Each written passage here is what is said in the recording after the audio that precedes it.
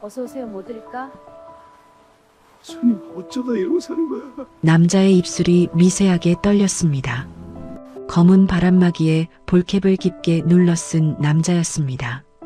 마스크로 하관을 가린 채 두 손을 주머니에 찌른 채로 그 여자를 바라보고 있었습니다. 도대체 저 남자는 누구일까요? 왜 마스크를 쓰고 시장을 서성이는 걸까요?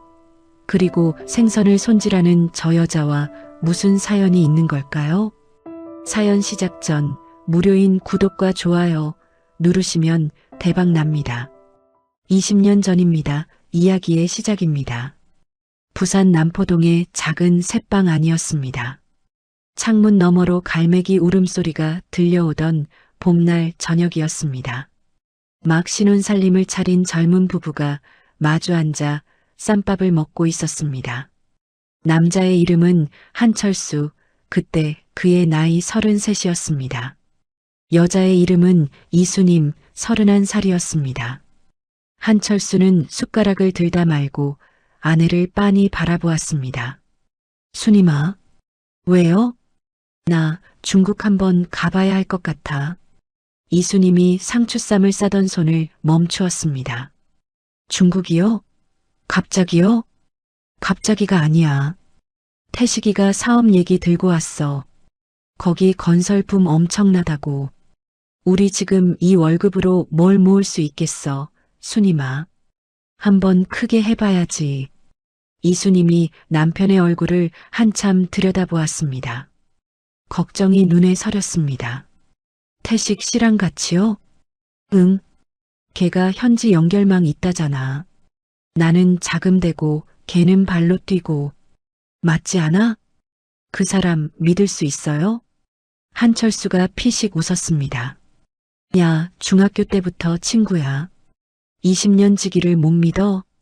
이수님은 그날 아무 말도 하지 않았습니다. 그냥 상추쌈 하나를 정성껏 싸서 남편 입에 넣어주었습니다. 남편이 우물거리며 웃는 걸 보면서 이수님은 조용히 눈을 내리깔았습니다. 그 눈빛에는 형언할 수 없는 불안이 담겨 있었습니다. 한철수가 중국으로 떠난 건 그로부터 열흘 후였습니다. 공항에서 이수님은 남편의 손을 꽉 붙들었습니다. 보내기 싫은 손이었습니다. 떨어지지 않는 손이었습니다. 여보, 몸 조심하고. 연락 자주 해요. 걱정 마. 6개월이면 충분해. 자리 잡으면 데리러 올게. 한철수가 수님의 볼을 손바닥으로 감싸쥐었습니다. 둥글고 따뜻한 손이었습니다. 믿어요? 그럼. 당연하지. 약속이에요. 약속? 이수님이 웃었습니다. 한철수도 웃었습니다. 한철수가 몸을 돌렸습니다. 두 발이 떨어지지 않았지만 그래도 걸었습니다. 출국장 문이 닫히기 직전 그가 뒤를 돌아보았습니다. 이수님이 손을 흔들고 있었습니다. 웃으면서 그 장면이 한철수의 뇌리에 새겨졌습니다. 그게 마지막이 될 줄은 두 사람 모두 몰랐습니다. 남편은 몰랐습니다. 아내의 뱃속에 이제 막 생겨난 작은 생명이 있다는 것을 이수님 본인도 그때는 몰랐습니다. 그 사실을 알게 되는 건 남편이 떠나고 한 달이 지난 뒤의 일이었습니다. 이수님이 임신 사실을 안 것은 한철수가 떠나고 꼭 한 달이 지났을 때였습니다. 입맛이 없었습니다. 자꾸 울렁거렸습니다. 이상하다 싶어 병원에 갔다가 알게 되었습니다. 진료실 의자에 앉아 멍하니 있다가 웃음이 터졌습니다. 눈물도 함께 나왔습니다. 빨리 알려야 했습니다. 당장 전화를 해야 했습니다. 숙소로 전화를 걸었습니다. 신호가 갔습니다. 받지 않았습니다. 다음 날 다시 걸었습니다. 또 받지 않았습니다. 사흘이 지나도 연락이 없었습니다. 일주일이 지났습니다. 가슴이 서늘해지기 시작했습니다. 그러나 이수님은 기다렸습니다. 바쁜 것이겠거니 했습니다. 현장 일이 밀린 것이겠거니 했습니다. 혼자 뱃속의 아이를 어루만지며 남편이 돌아오면 이 소식을 전하리라 생각했습니다. 얼마나 좋아할까? 그 얼굴이 보고 싶었습니다. 그러나 연락은 끝내 오지 않았습니다. 이수님은 남편을 기다리며 10달을 혼자 버텼습니다. 만삭이 되어서도 연락이 닿지 않았습니다. 조태식을 통해 몇 번 소식을 물었지만 조태식은 그때마다 현지 사정이 복잡하다고만 했습니다. 알아보고 있다고 했습니다. 조금만 더 기다리라고 했습니다. 이수님은 기다렸습니다. 그리고 혼자 아들을 낳았습니다. 이름은 한민준이었습니다. 한철수가 한 번도 보지 못한 아이였습니다. 한철수가 있는 줄조차 몰랐던 아이였습니다. 그 뒤로 조태식에게서 전화가 왔습니다. 무겁고 침중한 목소리였습니다. 교통사고, 차가 전복, 발견이 늦어서. 이수님은 그 말을 들으면서 갓난아기를 가슴에 꼭 안았습니다. 아기가 울었습니다. 이수님은 울지 않았습니다. 울 수가 없었습니다. 이 아이 앞에서는 무너질 수 없었습니다. 그리고 사망신고를 하지 않았습니다. 증거가 없었습니다. 시신을 보지 못했습니다. 조태식이 서류를 내밀었지만 서명하지 않았습니다. 남편은 살아있다. 어딘가에 분명히 살아있다. 그 믿음 하나로 이수님은 20년을 버텼습니다. 20년이 흘렀습니다. 자갈치 시장의 아침은 이르게 시작되었습니다. 새벽 4시 이수님은 허리를 굽혀 생선 상자를 내렸습니다. 고등어, 갈치, 명태. 손이 젖고 차갑게 굳었습니다. 손마디가 굵어졌고 얼굴에는 바닷바람이 깎아놓은 세월이 새겨졌습니다. 그러나 눈빛만큼은 흐려지지 않았습니다. 아줌마, 고등어 한 손이요. 갈치 제일 큰 거로 주세요. 이수님은 재빠르게 손을 놀렸습니다. 목소리는 활달했지만 장사가 뜸해지는 오후가 되면 조용히 앞치마 주머니에 손을 넣었습니다. 그 속에는 구겨진 종이 한 장이 들어 있었습니다. 아들 민준의 이번 학기 대학교 등록금 영수증이었습니다. 손가락으로 그 종이를 만지작거렸습니다. 그걸 만지면 이상하게 힘이 났습니다. 그런데 요즘 들어 몸이 자꾸 말을 듣지 않았습니다. 오전 장사를 두어 시간 하다 보면 어지러움이 왔습니다. 허리가 끊어질 듯 아팠습니다. 한 번은 생선 상자를 들다가 그 자리에 쪼그려 앉아버린 적도 있었습니다. 주변 상인들이 달려왔고 이수님은 손사래를 치며 일어섰습니다. 아이고, 별것 아니에요. 잠깐 어지러웠을 뿐이에요. 그러나 다리에 힘이 없었습니다. 그날부터 이수님은 장사를 거의 앉아서 했습니다. 바퀴 달린 낮은 의자를 하나 들여다놓고 그 위에 앉은 채로 생선을 손질했습니다. 서는 것 자체가 버거웠기 때문이었습니다. 현재로 돌아옵니다. 자갈치 시장 입구에 한 남자가 나타났습니다. 볼캡을 깊게 눌러쓰고 마스크로 얼굴 아래를 가린 채 낡은 점퍼를 걸친 남자였습니다. 덩치는 크고 어깨가 넓었지만 일부러 구부정하게 걸었습니다. 생선 가게들 사이를 천천히 돌아다니며 마치 흥정을 하는 척 둘러보았습니다. 그러면서 눈은 다른 곳을 향했습니다. 저 안쪽 바퀴 달린 낮은 의자에 앉아 갈치를 손질하는 여자를 향해서. 한철수였습니다. 한철수는 천천히 가게 쪽으로 걸어갔습니다. 가게 앞에 멈춰 섰습니다. 고등어 있어요? 이수님이 고개를 들었습니다. 평범한 시선이었습니다. 손님을 보는 눈이었습니다. 한철수를 알아보지 못했습니다. 있죠. 오늘 것 싱싱해요. 몇 마리나 드릴까요? 한철수는 그 목소리를 들었습니다. 20년이었는데 아직도 그 목소리였습니다.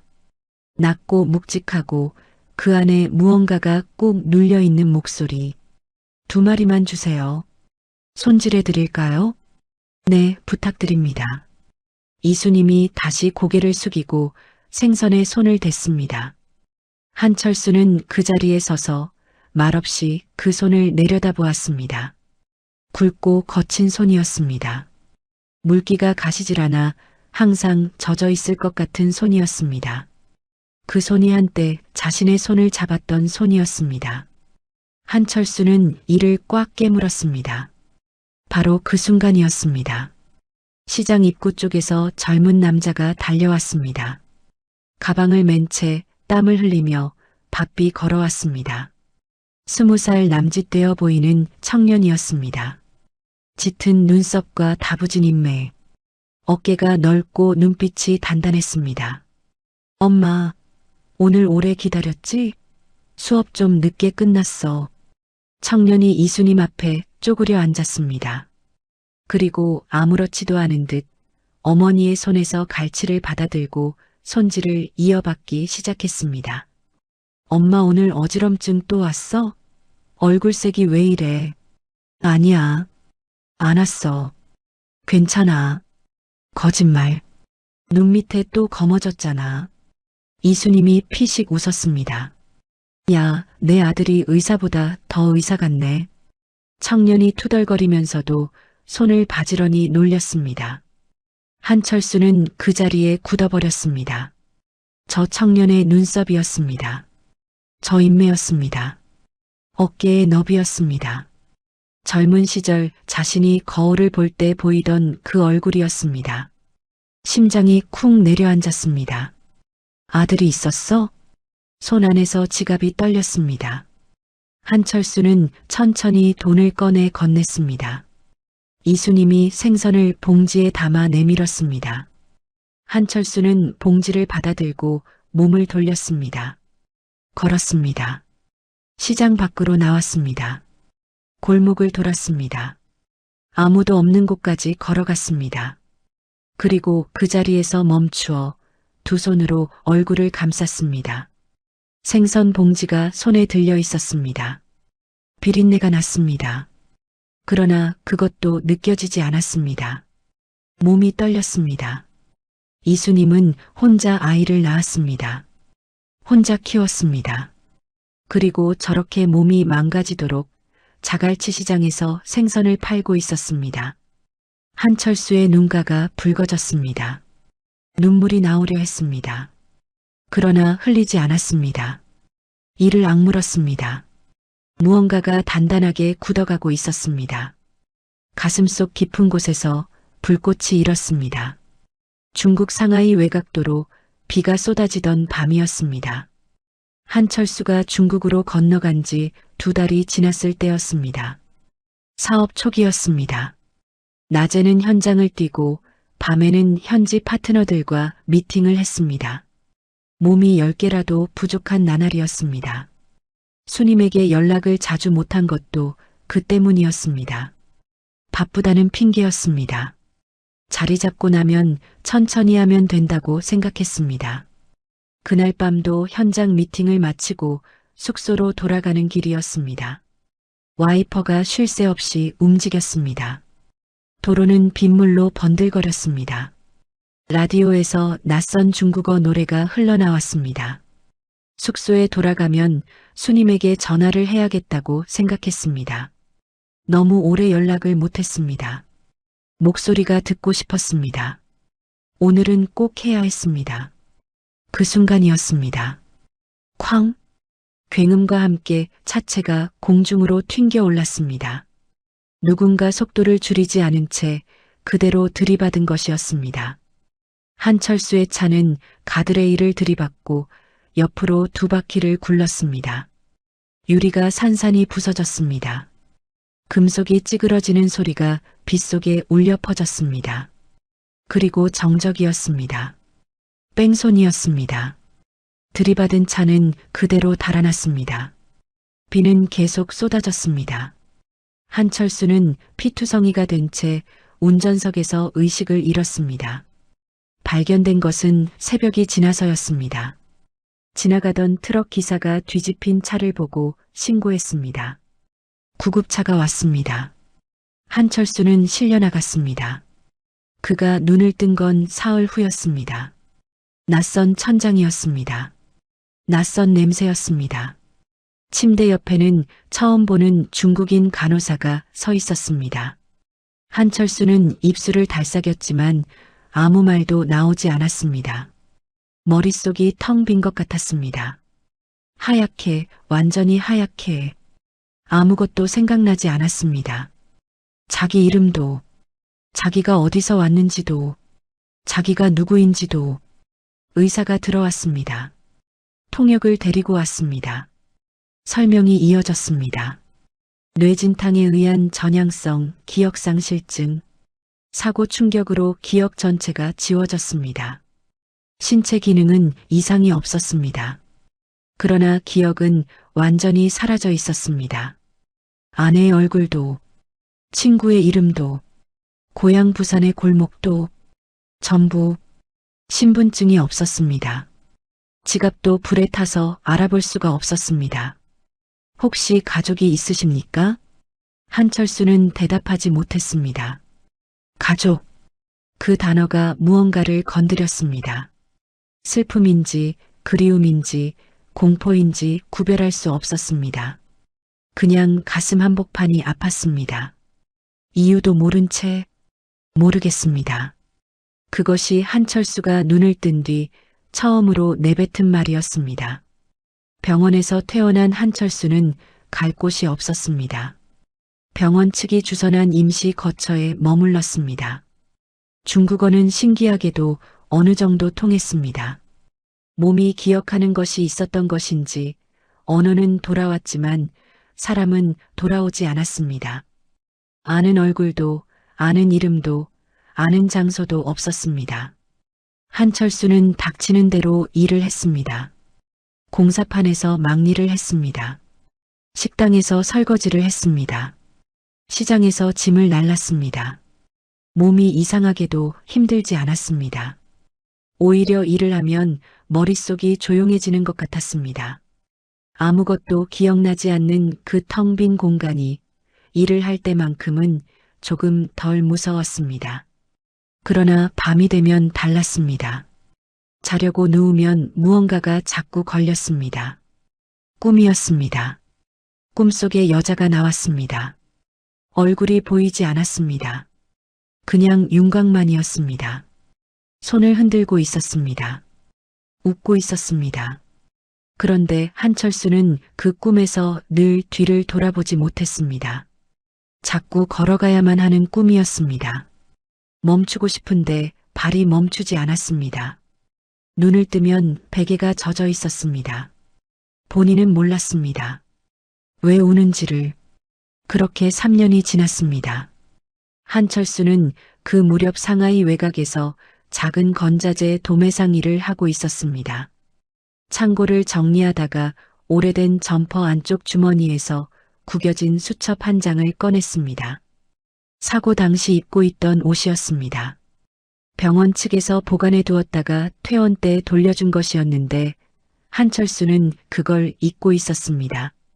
수첩을 폈습니다. 불에 그을린 흔적이 있었습니다. 대부분의 글자가 번져 읽을 수가 없었습니다. 그런데 한 페이지, 딱 한 페이지에 숫자들이 희미하게 남아 있었습니다. 전화번호였습니다. 한국 번호였습니다.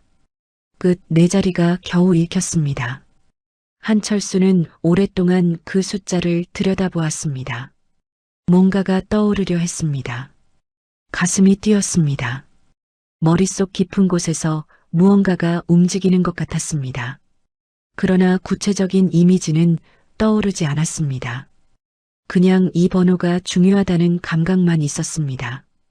전화를 걸었습니다. 신호가 갔습니다. 1번, 2번, 3번. 여보세요? 남자 목소리였습니다. 한국말이었습니다. 저는 저를 아시나요? 이 번호를 가지고 있었는데 제가 기억이 없어서요. 수화기 너머로 잠깐의 침묵이 흘렀습니다. 그리고 목소리가 돌아왔습니다. 야, 한철수? 한철수 맞아? 한철수. 그 이름이 귀에 들어오는 순간 머릿속 깊은 어딘가에 불이 켜지는 것 같았습니다. 한철수, 한철수. 내 이름이 한철수구나. 저를 아시는군요.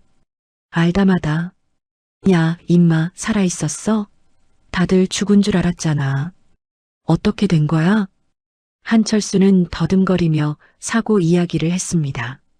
기억을 잃었다고 했습니다. 3년을 이곳에서 지냈다고 했습니다. 수학이 넘어가 잠잠해졌습니다. 몇 초의 침묵이었지만 그 침묵이 이상하게 길게 느껴졌습니다. 한철수는 그것을 눈치채지 못했습니다. 그저 이 목소리가 자신을 아는 사람이라는 것에 가슴이 두근거렸습니다. 철수야, 사실 할 말이 있어. 뭔데요? 내 와이프 말이야. 가슴이 쿵 내려앉았습니다. 와이프? 그 단어가 무언가를 건드렸습니다. 꿈속에 그 여자가 스쳤습니다. 내가 사라진 다음에 말이야. 걔가 사망신고를 하고 싶어 했는데 내가 말렸거든. 그래도 기다려보자고. 근데 임마, 그 여자지가 먼저 포기했어. 나한테도 돈 없다고 붙고 다른 남자도 생기고 이미 새살림 차렸어. 그쪽으로는 기대하지 마. 한철수는 말을 잃었습니다.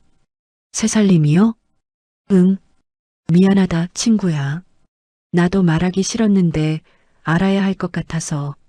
전화가 끊겼습니다. 한철수는 한참을 그 자리에 서 있었습니다. 손에 든 낡은 수첩이 천천히 구겨졌습니다. 기억이 없어도 아팠습니다. 얼굴도 이름도 기억나지 않는 사람인데 잃어버렸다는 감각만큼은 너무도 선명했습니다. 눈물이 나오지 않았습니다. 그 대신 이가 갈렸습니다.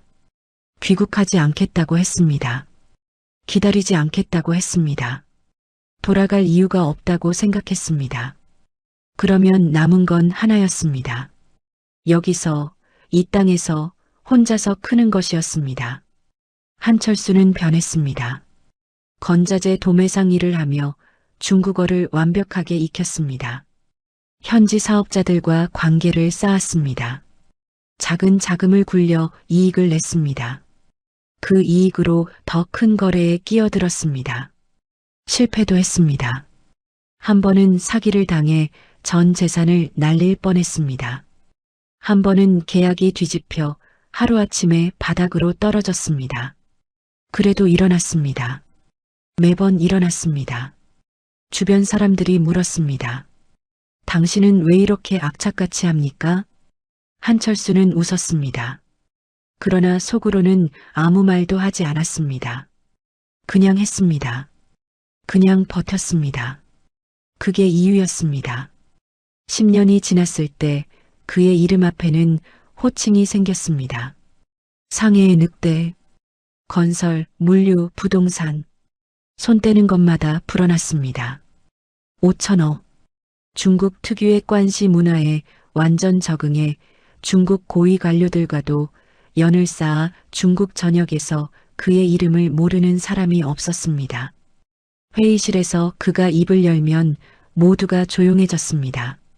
협상 테이블에서 그가 서류를 밀어내면 상대방이 땀을 흘렸습니다. 차갑고 날카롭고 흔들리지 않는 사람이었습니다.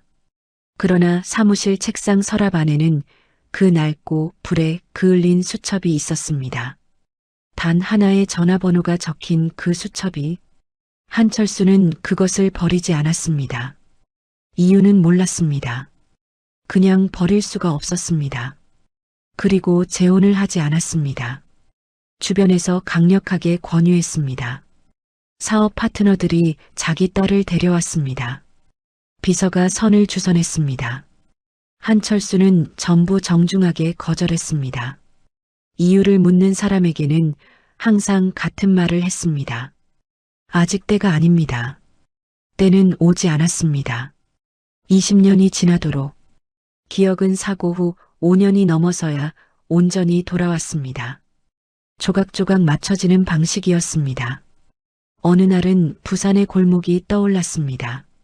어느 날은 갈매기 울음소리가 떠올랐습니다. 어느 날은 짜장면 냄새가 떠올랐습니다. 그리고 어느 날 밤 꿈이 아닌 기억 속에서 그 얼굴이 돌아왔습니다. 이수님.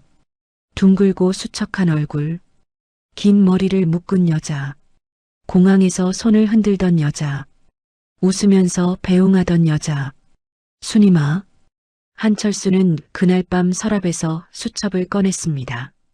오랫동안 들여다보았습니다.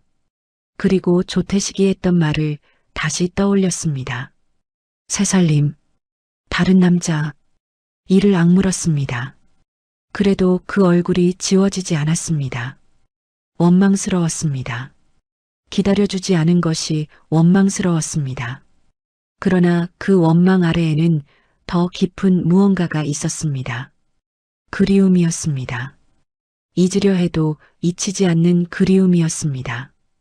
20년이 지났습니다. 올해였습니다. 중국 정부의 국제 제재 압박이 거세졌습니다. 막대한 자산이 묶일 위기였습니다. 한철수는 조용히 판단을 내렸습니다. 철수한다. 20년을 일군 것이었지만 미련 없이 정리했습니다. 인도네시아 시장 진출을 다음 행보로 정했습니다. 그러려면 잠시 귀국해 재정비를 해야 했습니다. 그렇게 짐을 싸던 어느 날 오래된 지인으로부터 전화가 왔습니다. 한 대표님, 혹시 이수님이라는 분 아십니까? 부산 자갈치 시장에서 생선을 파신다던데요. 아는 분이 그쪽에서 봤다고. 한철수의 손이 멈추었습니다. 몸이 많이 안 좋으시다는 이야기도 들었고요. 여기저기서 힘들게 사신다는 소문이 있어서요. 전화를 끊었습니다. 한철수는 창밖을 바라보았습니다. 상하이의 스카이라인이 저녁빛에 물들어가고 있었습니다. 5천억의 자산가가 그 자리에서 한참을 움직이지 않았습니다. 새살림을 차렸다고 했습니다. 다른 남자와 산다고 했습니다. 그러면 왜 자갈치 시장에서 생선을 팝니까? 왜 몸이 망가지도록 혼자 서 있습니까? 뭔가 맞지 않았습니다. 무언가가 틀렸습니다. 조태식의 말이 머릿속에서 흔들리기 시작했습니다. 한철수는 그날 바로 항공편을 예약했습니다. 부산에 도착한 한철수는 숙소에 짐을 풀고 변장을 했습니다. 검은 바람막이, 볼캡, 마스크. 아무도 알아보지 못할 차림이었습니다. 그리고 자갈치 시장으로 향했습니다. 시장 안은 익숙한 냄새였습니다. 비린내, 소금 냄새, 사람 냄새. 오래전 부산에서 살던 시절의 냄새였습니다. 기억이 발바닥부터 올라오는 것 같았습니다. 한철수는 천천히 걸었습니다. 안쪽으로, 더 안쪽으로. 그리고 멈추었습니다. 바퀴 달린 낮은 의자 위에 한 여자가 앉아 있었습니다. 앞치마를 두르고 머리에 수건을 두르고 고등어를 손질하고 있었습니다. 고개를 숙인 채였습니다. 얼굴에 핏기가 없었습니다. 그러나 손은 쉬지 않았습니다. 20년이었습니다. 20년이 지난 그 얼굴이었습니다. 한철수는 그 자리에서 오랫동안 움직이지 못했습니다. 새살림을 차렸다면 왜 저렇게 혼자입니까? 다른 남자가 있다면 왜 저 손이 저렇게 거칩니까? 무언가가 단단히 잘못되어 있었습니다. 한철수는 발을 뗐습니다. 가게 앞으로 걸어갔습니다. 고등어 2마리를 샀습니다. 아내는 자신을 알아보지 못했습니다. 손님으로 대했습니다. 생선을 봉지에 담아 내밀었습니다.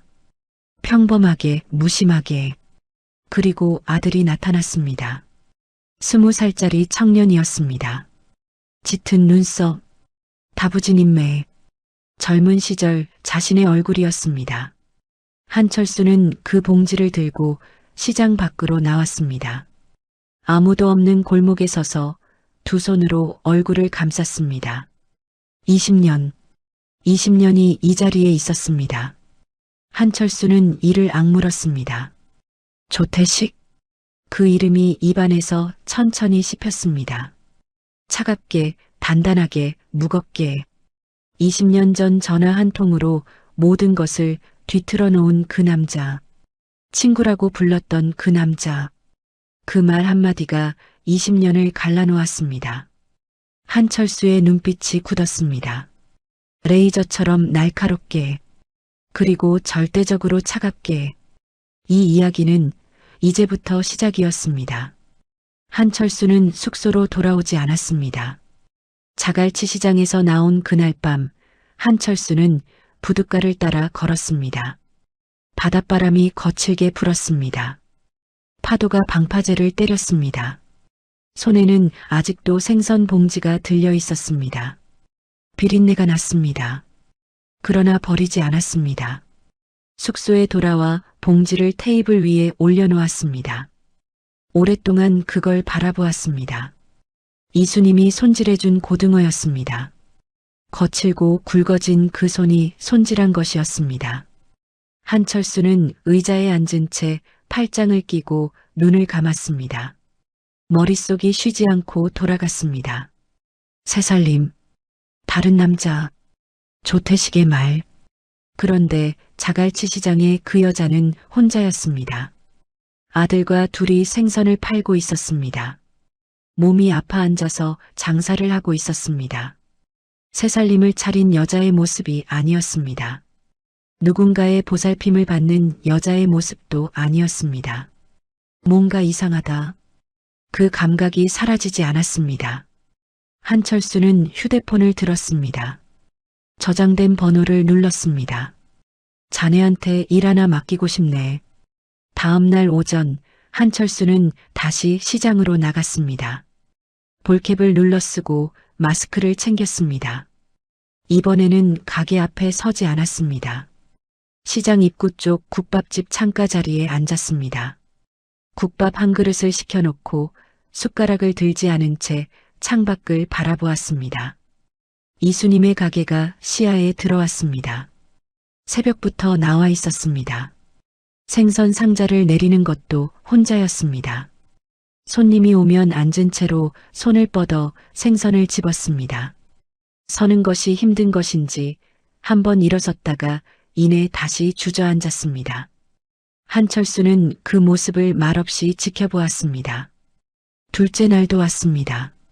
셋째 날도 왔습니다. 매일 아들이 왔습니다. 오후 늦게 대학 수업을 마치고 달려온 청년이 어머니 옆에 앉아 장사를 거들었습니다. 손님이 뜸해지면 어머니 어깨를 주물러 주었습니다. 밥을 사오기도 했습니다.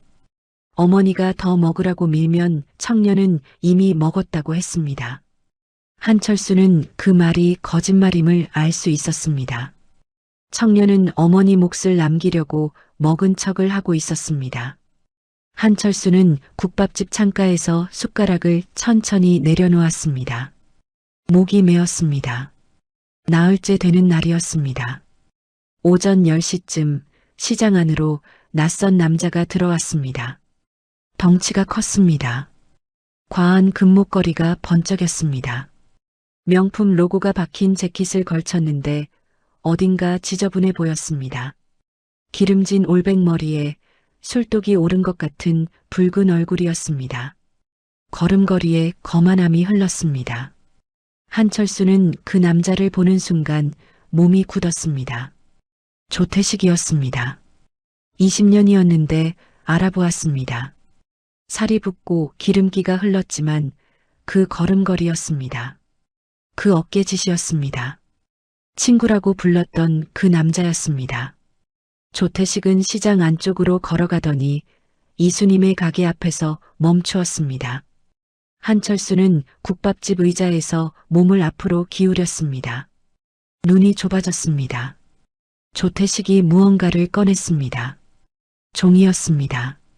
이수님 앞에 탁 내던지듯 놓았습니다. 이수님이 그것을 집어들었습니다. 얼굴이 굳어졌습니다. 마리오 같습니다. 한철수는 소리를 들을 수 없었습니다. 그러나 조태식의 표정을 볼 수 있었습니다. 웃고 있었습니다. 그 잇몸이 과하게 드러나는 비열한 웃음이었습니다. 이수님에게 뭔가를 말하면서 손가락을 들어가게를 가리켰습니다. 그러더니 손을 내밀었습니다. 이수님이 앞치마 주머니에서 봉투를 꺼내 건네는 것이 보였습니다. 돈 봉투였습니다. 조태식이 봉투를 받아들고 엄지로 세어보았습니다. 그러더니 흡족한 표정으로 몸을 돌렸습니다. 가게를 나서면서 뒤도 돌아보지 않았습니다. 이수님은 그 자리에 그대로 앉아 있었습니다. 고개를 숙인 채였습니다. 어깨가 처져 있었습니다. 한참 후에야 다시 생선 손질을 시작했습니다. 한철수는 자리에서 일어섰습니다. 나가려다 멈추었습니다. 따라가고 싶었습니다. 조태식의 멱살을 잡고 싶었습니다. 그러나 이를 악물었습니다. 지금은 아니었습니다. 아직 아무것도 모르는 상태였습니다. 손 안에서 휴대폰이 진동했습니다. 흥신소였습니다. 기초조사 결과 나왔습니다. 대표님. 말해. 이수님 씨 남편 사망신고 기록 없습니다. 현재까지 법적으로 한철수 씨와 혼인 상태 유지 중입니다. 한철수의 눈이 가늘어졌습니다. 계속해. 조태식이라는 인물 따로 보고 드립니다. 인테리어 업체 운영 중인데 규모가 상당합니다. 그런데 뒤에서 사채업도 하고 있습니다. 시장 상인들이 주 타깃입니다. 자갈치 시장 쪽 피해자도 여럿 확인됩니다. 이수님 씨와의 관계는 그 부분이 좀 복잡합니다. 직접 찾아뵙고 말씀드려도 되겠습니까? 1시간 후에 와. 흥신소 소장은 서류 봉투를 테이블 위에 내려놓았습니다. 한철수의 숙소였습니다. 소장은 자리에 앉아 서류를 한 장씩 꺼냈습니다. 사진이 몇 장 있었습니다. 조태식이 시장 상인들과 만나는 장면, 돈 봉투가 오가는 장면, 그리고 이수님의 가게 앞에 선 조태식의 뒷모습. 한철수는 서류를 받아들었습니다. 말없이 읽었습니다. 소장이 천천히 설명했습니다. 이수님 씨가 처음 어려움을 겪기 시작한 건 한철수 씨 실종 이후 약 1년째부터입니다. 그 전까지는 작은 가게지만 그럭저럭 꾸려나갔습니다. 그런데 조태식이 개입하면서 상황이 달라졌습니다. 어떻게? 중국에 사람을 풀어서 남편을 찾아주겠다고 했습니다. 비용이 든다고 했습니다. 이수님 씨는 믿었습니다. 처음에는 몇백만 원, 나중에는 수천만 원. 중국 현지 브로커 비용이라고, 수소문 비용이라고 계속 돈을 요구했습니다. 한철수의 손이 멈추었습니다. 당연히 찾지 못했습니다.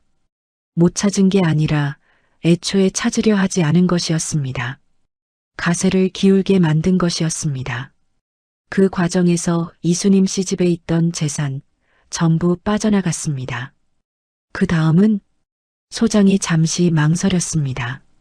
한철수 씨 실종 5년쯤 됐을 무렵 조태식이 이수님 씨에게 접근했습니다.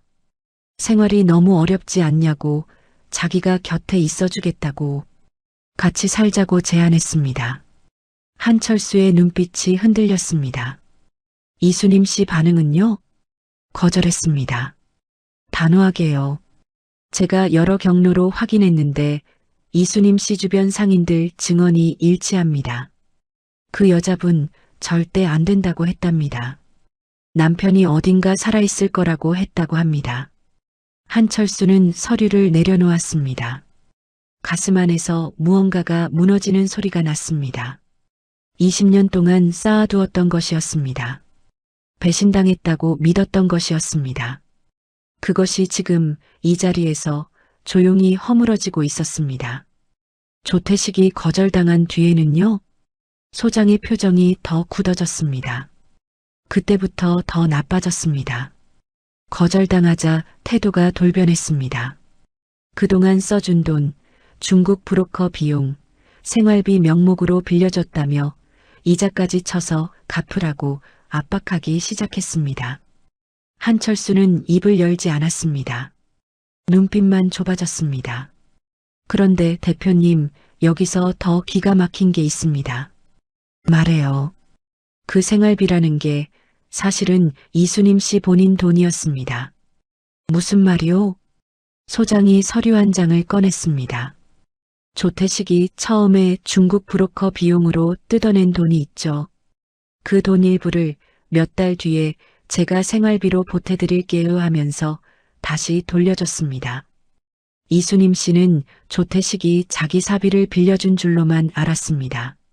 그런데 사실은 먼저 뺏은 돈 중 일부를 돌려준 것이었습니다. 그걸 빌려준 것처럼 꾸며서 이자를 얹어 다시 받아냈습니다. 한철수는 그 자리에서 움직이지 않았습니다. 소장이 계속했습니다. 이걸 몇 번을 반복했습니다. 돈을 뺏고 일부를 돌려주고 빌려준 것처럼 만들고 이자를 받고 이수님 씨는 자기가 빚을 지고 있다고 믿었습니다. 조태식한테 신세를 지고 있다고 생각했습니다. 그게 가스라이팅이었습니다. 20년 동안 한철수의 눈이 천천히 감겼습니다. 그리고 다시 열렸습니다. 그 눈빛은 달랐습니다.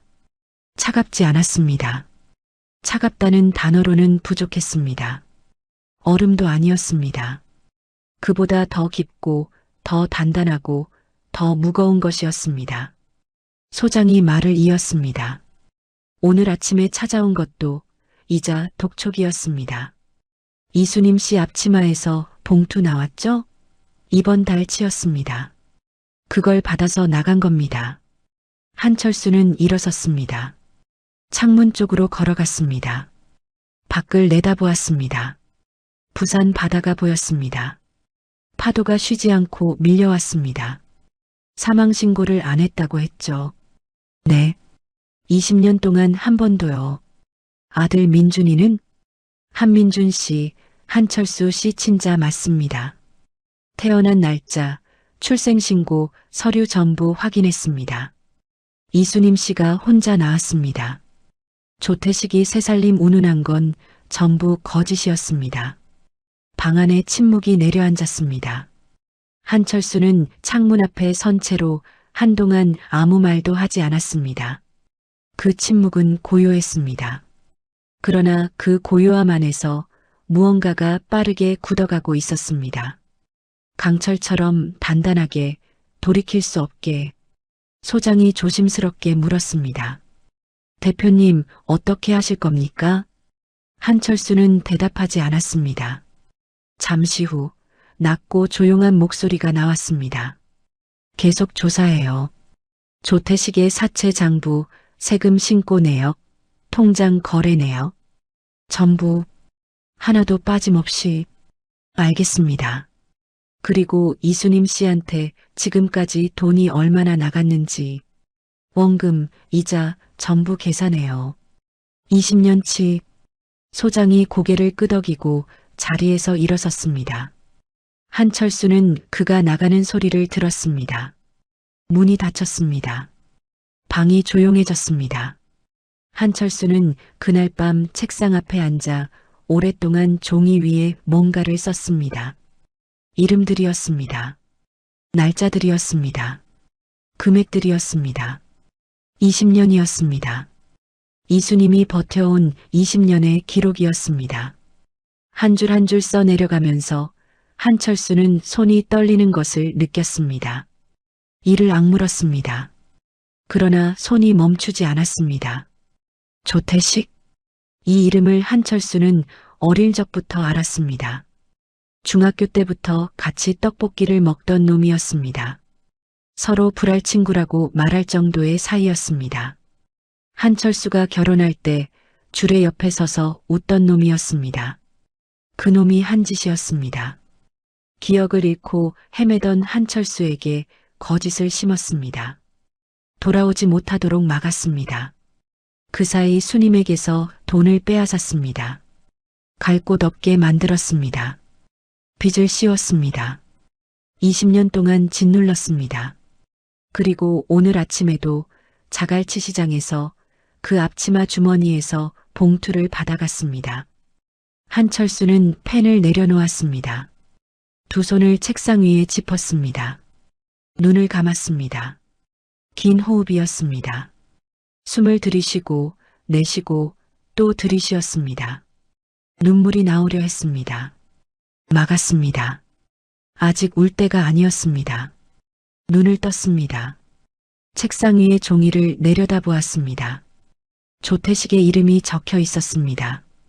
한철수는 그 이름 위에 천천히 줄을 하나 그었습니다. 단 하나의 직선이었습니다. 그러나 그 선에는 20년의 무게가 담겨 있었습니다. 계획을 짜기 시작했습니다. 감정으로 하지 않을 것이었습니다.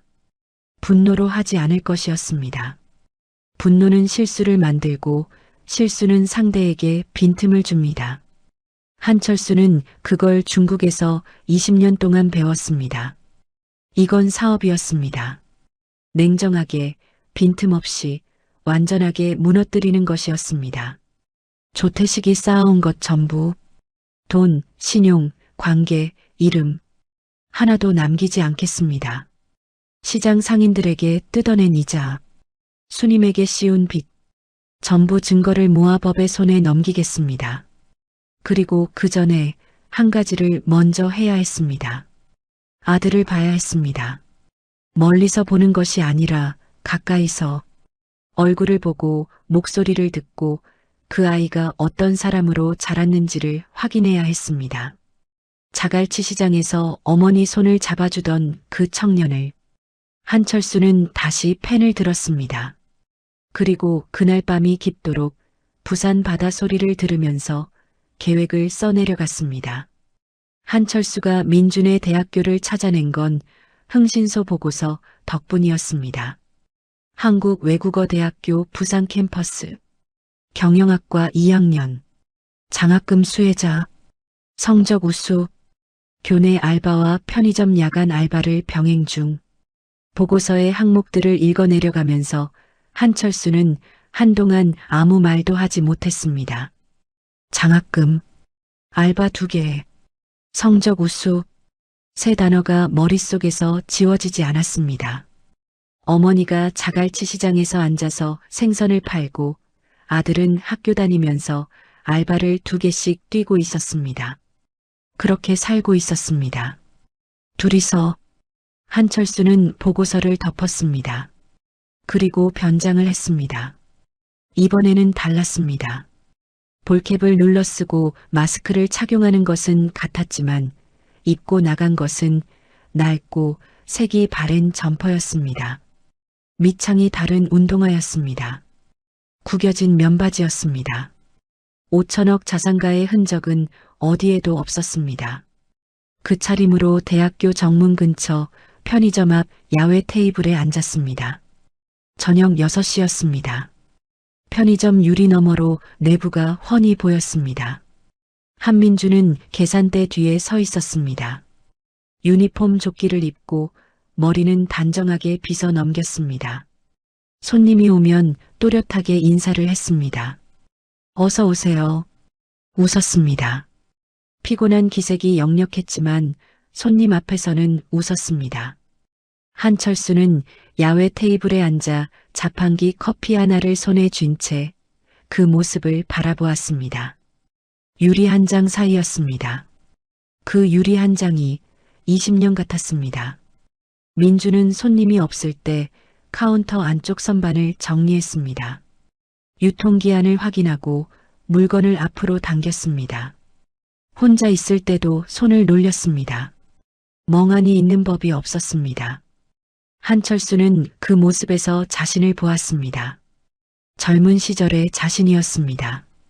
가만히 있지 못하던 뭔가를 늘 하고 있어야 했던 그 시절의 자신.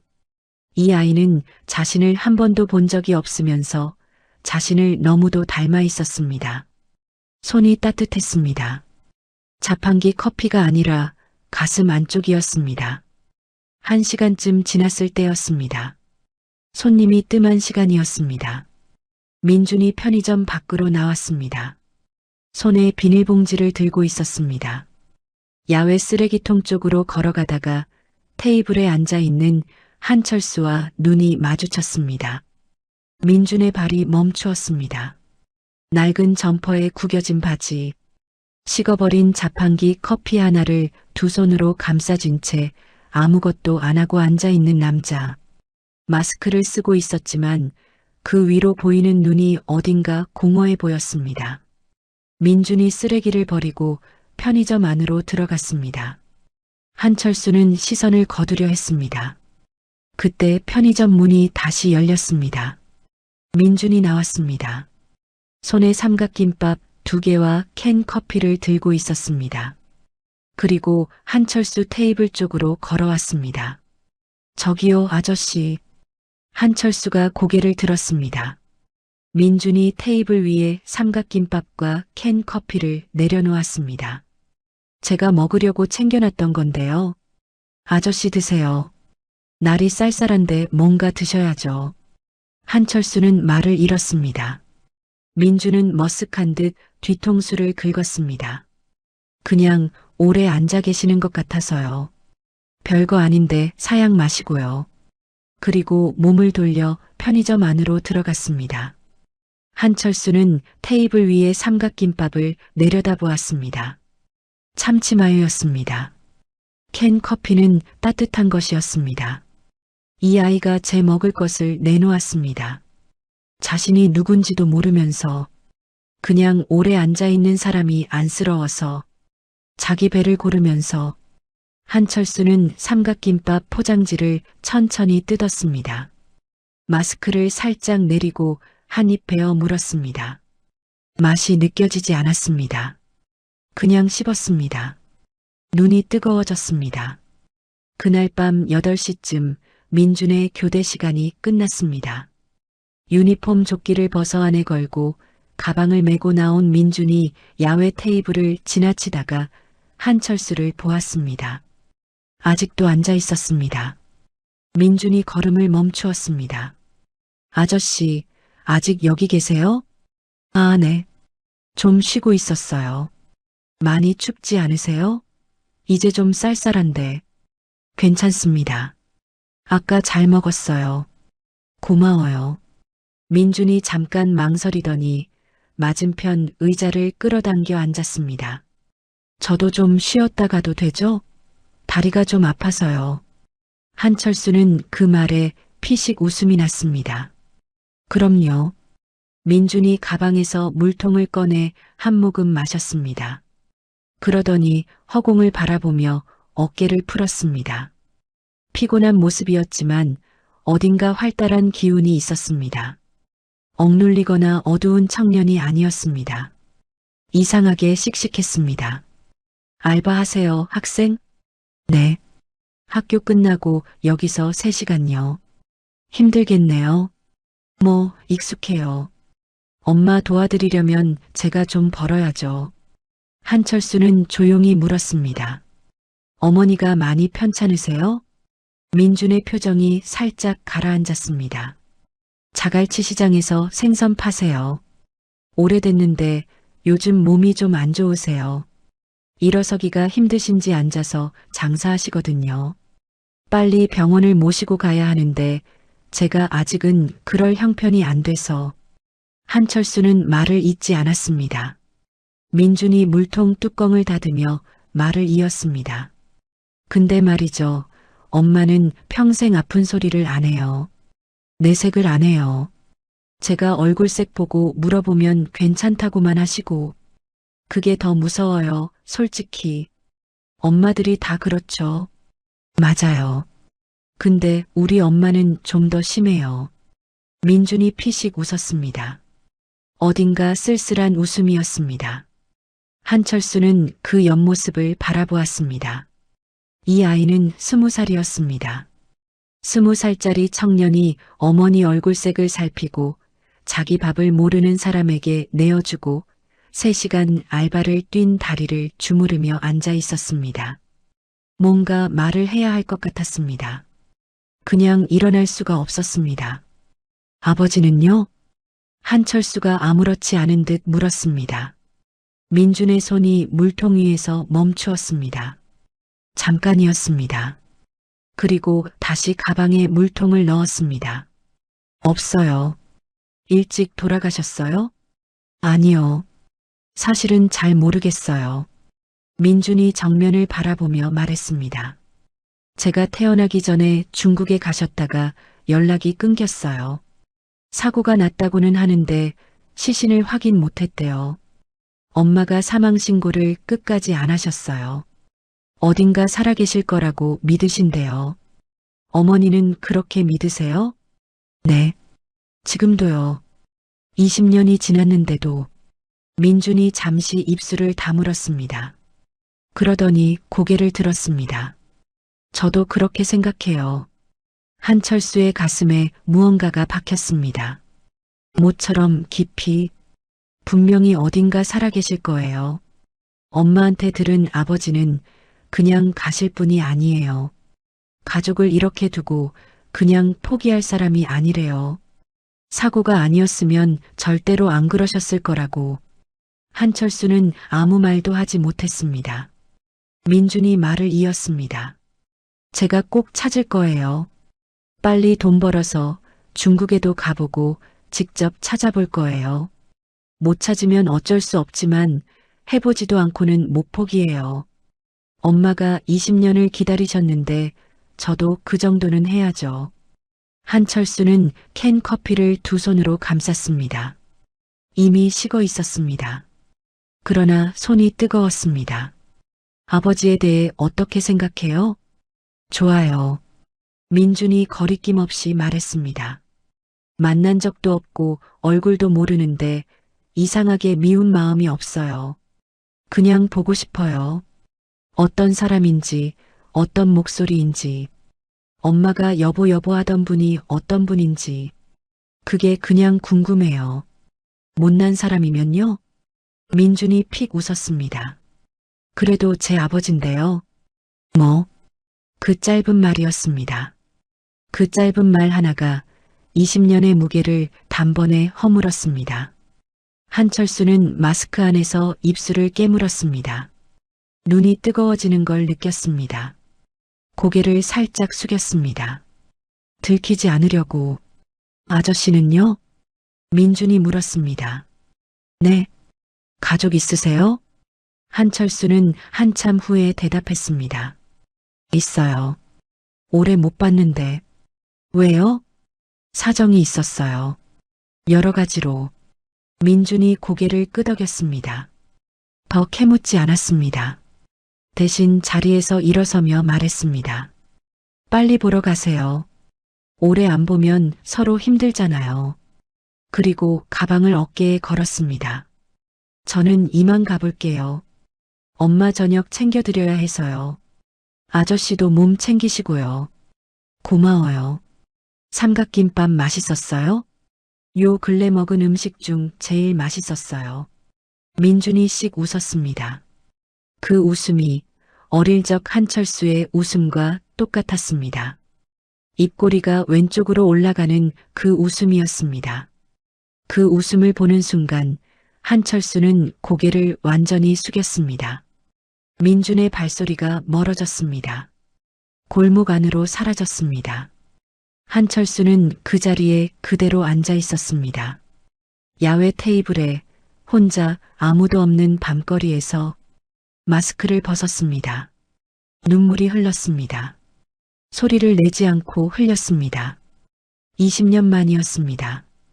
5천억의 자산가가 부산의 작은 편의점 앞 야외 테이블에서 혼자 울었습니다. 자기가 먹으려던 삼각김밥을 모르는 사람에게 내어주고 간 20살짜리 아들 때문에. 그래도 제 아버지인데요. 뭐? 그 한마디 때문에. 숙소로 돌아온 한철수는 창문 앞에 서서 오랫동안 밖을 내다보았습니다. 부산의 밤이었습니다. 불빛이 바다 위에 흩뿌려졌습니다. 파도 소리가 창문을 통해 희미하게 들려왔습니다. 20년 전에도 이 소리를 들었습니다. 공항으로 떠나던 날 아침에도 배 너머로 이 소리가 났습니다. 그때는 몰랐습니다. 그 소리를 다시 듣기까지 20년이 걸릴 줄은. 한철수는 책상 앞에 앉았습니다. 서랍을 열었습니다. 안에는 그 낡고 불에 그을린 수첩이 있었습니다. 손에 들었습니다. 펼쳤습니다. 희미하게 남아있는 그 전화번호를 내려다보았습니다. 조태식의 번호였습니다. 20년 전 이 번호 하나가 모든 것을 바꿨습니다. 기억을 잃은 사람에게 거짓을 심었습니다. 그 거짓 하나가 20년을 갈랐습니다. 수님이 20년을 혼자 버티게 만들었습니다. 민준이 아버지 없이 자라게 만들었습니다. 한철수는 수첩을 덮었습니다. 그리고 펜을 들었습니다. 이제 계획은 어느 정도 윤곽이 잡혀 있었습니다. 흥신소에서 보고가 계속 올라오고 있었습니다. 조태식의 사채 장부, 탈세 의심 내역, 시장 상인들 피해 목록, 하나씩 쌓여가고 있었습니다. 그러나 한 가지가 더 필요했습니다. 조태식이 스스로 덫 안으로 걸어 들어오게 만들어야 했습니다. 도망칠 수 없게, 빠져나갈 수 없게, 완전히 수렁 안으로. 그러기 위해서는 미끼가 필요했습니다. 조태식이 거부할 수 없는 너무 크고 탐스러운 미끼가. 한철수는 입꼬리를 올렸습니다. 차갑게. 아들에게서 본 그 웃음과는 달랐습니다. 온기가 없는 웃음이었습니다. 20년 동안 중국 사업판에서 단련된 협상가의 얼굴이었습니다. 조태식, 너는 탐욕스러운 놈이었습니다. 그러면 탐욕으로 잡아야 했습니다. 한철수는 종이 위에 글자를 써내려갔습니다. 한옥 테마파크, 정부 프로젝트, 인테리어 독점권. 조태식이 듣는 순간 눈을 빛낼 단어들이었습니다. 수십 년 인테리어 업계에서 잔뼈가 굵은 놈이 평생 꿈꿔왔을 규모의 이야기였습니다. 그 앞에 숫자를 붙이면 됩니다. 5천억 규모, 정부 승인, 독점 계약. 그 미끼 앞에서 조태식은 틀림없이 전 재산을 긁어모을 것이었습니다. 사채로 풀어놓은 자금까지 전부 끌어올 것이었습니다. 그리고 수님에게까지 압박을 가할 것이었습니다. 마지막 한 푼까지. 그때 한철수가 나타나면 됩니다. 새벽이 깊어졌습니다. 한철수는 창밖으로 바다를 바라보았습니다. 파도가 방파제를 쉬지 않고 때렸습니다. 민준의 목소리가 떠올랐습니다. 빨리 보러 가세요. 오래 안 보면 서로 힘들잖아요. 그리고 이수님의 손이 떠올랐습니다. 거칠고 굵어진 손. 앞치마 주머니에서 봉투를 꺼내 조태식에게 내밀던 손. 그러면서도 고개를 꼿꼿이 들었던 그 목덜미. 20년 동안 무너지지 않은 사람이었습니다. 사망신고를 하지 않은 사람이었습니다. 한철수는 눈을 감았습니다. 반드시 끝낼 것이었습니다. 조태식이 쌓아 올린 것을 전부 무너뜨릴 것이었습니다. 수님에게서 빼앗은 것을 전부 돌려줄 것이었습니다. 그리고 그 뒤에 모든 것이 끝난 뒤에 그 앞에 무릎을 꿇을 것이었습니다. 20년이 늦었습니다. 그러나 늦은 것이 없는 것보다는 나았습니다. 눈을 떴습니다. 부산의 새벽 바다가 그 앞에 있었습니다. 파도가 쉬지 않았습니다. 한철수도 쉬지 않을 것이었습니다. 흥신소 보고서가 완성된 건 그로부터 닷새 후였습니다. 두꺼운 파일이었습니다. 소장이 직접 들고 왔습니다. 테이블 위에 내려놓는데 탁 하는 소리가 묵직하게 울렸습니다. 한철수는 파일을 펼쳤습니다. 첫 장부터 끝 장까지 천천히 읽었습니다. 중간에 멈추지 않았습니다. 표정을 바꾸지 않았습니다. 다 읽은 뒤 파일을 덮고 한참 창밖을 바라보았습니다. 소장이 조용히 기다렸습니다. 조태식 인테리어, 연 매출이 얼마라고 했죠? 공식적으로 신고된 것은 200억 원 수준입니다. 그러나 실제로는 다릅니다. 신고 누락된 현금 매출이 상당합니다. 탈세 규모만 추산해도 수십억은 됩니다. 사채는요? 이게 더 심각합니다. 소장이 파일 중간 부분을 펼쳤습니다. 빼곡하게 적힌 숫자들이었습니다. 이름들이었습니다. 자갈치 시장, 국제시장, 부평시장, 부산 재래시장 상인들이 줄줄이 이름을 올리고 있었습니다. 월 4%입니다. 연으로 환산하면 48%예요. 합법적인 이자 상한선의 2배가 넘습니다. 이것 자체가 불법입니다. 피해자만 확인된 것만 50명이 넘어요. 이수님 씨 빚은요? 원금과 이자 전부 계산했습니다. 소장이 종이 한 장을 꺼냈습니다. 한철수가 받아들었습니다. 숫자를 보았습니다. 눈이 가늘어졌습니다. 이 금액이 진짜입니까? 네. 20년치입니다. 처음에 뺏은 원금에 돌려준 척하며 빌려준 돈에 이자에 이자까지. 이수님 씨는 자기가 얼마를 빌렸는지조차 정확히 모릅니다. 조태식이 숫자를 계속 바꿨습니다. 장부를 보여주지 않았습니다. 한철수는 그 종이를 파일 안에 넣었습니다. 수고했어요. 그런데 대표님, 소장이 망설이듯 말을 이었습니다. 조태식, 지금 뭔가 더 큰 걸 노리고 있는 것 같습니다. 어떤 의미요? 최근에 움직임이 있습니다. 여기저기 돈을 끌어모으는 정황이 포착됐습니다. 사채로 풀어놓은 자금을 회수하고 있고 은행 대출도 알아보고 있습니다. 뭔가 큰 투자처를 기다리는 것 같습니다. 한철수의 입꼬리가 아주 살짝 올라갔습니다. 알겠어요. 수고했어요. 소장이 나갔습니다. 한철수는 혼자 남아 파일을 다시 펼쳤습니다. 조태식의 사진이 첫 장에 있었습니다. 기름진 올백머리에 금목걸이를 한 그 얼굴이었습니다. 웃고 있었습니다. 어딘가에서 찍힌 행사 사진이었습니다. 잇몸이 과하게 드러나는 그 웃음이었습니다. 한철수는 그 사진을 한동안 바라보았습니다. 잘 걸려들어라. 준비에는 열흘이 걸렸습니다. 한철수는 조용히 움직였습니다. 소리를 내지 않았습니다. 인도네시아 사업 준비를 위해 귀국했다는 것을 아는 사람은 극소수였습니다. 그 극소수 중에서 딱 한 명을 골랐습니다. 50대 초반의 사내였습니다. 이름은 박형수. 한때 건설업계에서 잔뼈가 굵었고 지금은 컨설팅 회사를 운영하고 있었습니다. 말이 없고 연기를 잘하고 돈 앞에서 표정이 흔들리지 않는 사람이었습니다. 한철수가 중국에서 사업을 하면서 여러 번 함께 일해본 사람이었습니다. 한철수는 그를 불러 설명했습니다. 박형수는 들으면서 고개를 끄덕였습니다. 중간에 끊지 않았습니다. 다 듣고 나서 말했습니다. 할 수 있습니다. 완벽하게 해야 해요. 조태식이 의심할 틈이 없어야 합니다. 걱정 마십시오. 박형수는 다음 날부터 움직였습니다.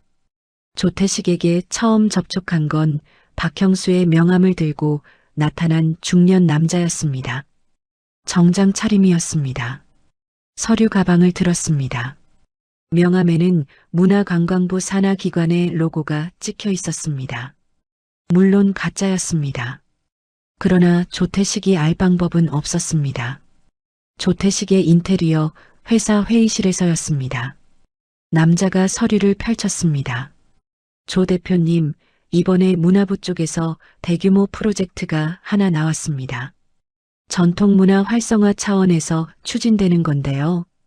한옥 테마파크 조성 사업입니다. 한옥 테마파크요? 부산과 경주 두 곳에 동시 착공합니다. 규모가 상당합니다. 전체 사업비가 5천억 원 수준으로 잡혀 있습니다. 조태식의 눈이 커졌습니다. 남자가 태연하게 서류를 넘겼습니다. 이 프로젝트에서 인테리어와 내장재 시공 부분을 단독으로 맡을 업체를 선정하는 중입니다. 독점 계약입니다. 일반 입찰이 아니에요. 정부 쪽에서 신뢰할 수 있는 업체를 직접 지정하는 방식입니다. 독점이요? 네. 단 한 개 업체만 맡습니다. 계약 기간 5년에 보장 매출이 최소 300억 원 이상입니다. 조태식은 자리에서 앉은 채로 몸을 앞으로 기울였습니다. 왜 저한테 오셨습니까? 조 대표님 업력이 20년이고 전통 건축 관련 시공 실적도 있습니다. 내부적으로 후보군의 이름이 올라 있었어요. 다만 이런 대형 프로젝트에는 성급금 개념의 보증금이 필요합니다. 계약 성실 이행을 담보하는 거죠. 보증금이 얼마입니까? 남자가 서류 마지막 장을 내밀었습니다. 조태식이 숫자를 보았습니다. 눈이 잠깐 흔들렸습니다. 그러나 이내 침착한 척 서류를 내려놓았습니다. 생각해 보겠습니다. 시간이 많지 않습니다. 대표님. 다른 후보 업체들도 있거든요. 일주일 안에 결정을 주셔야 합니다. 남자가 서류 가방을 들고 일어섰습니다. 조태식은 배웅도 하지 않고 앉아 있었습니다. 그 남자가 나가는 소리도 들리지 않는 것 같았습니다. 머릿속에서 숫자들이 돌아가고 있었습니다. 5천억, 300억 보장, 독점 계약. 20년 인테리어 업계에서 이런 기회는 한 번도 없었습니다. 조태식의 입꼬리가 올라갔습니다.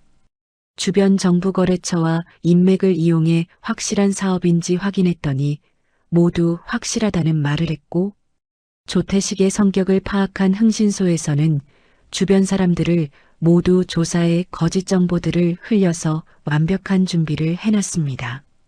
그날부터 조태식이 움직이기 시작했습니다. 첫째 날에는 회계 담당자를 불러 현재 유동 자산 현황을 파악했습니다. 둘째 날에는 은행을 돌았습니다. 담보대출을 알아보았습니다.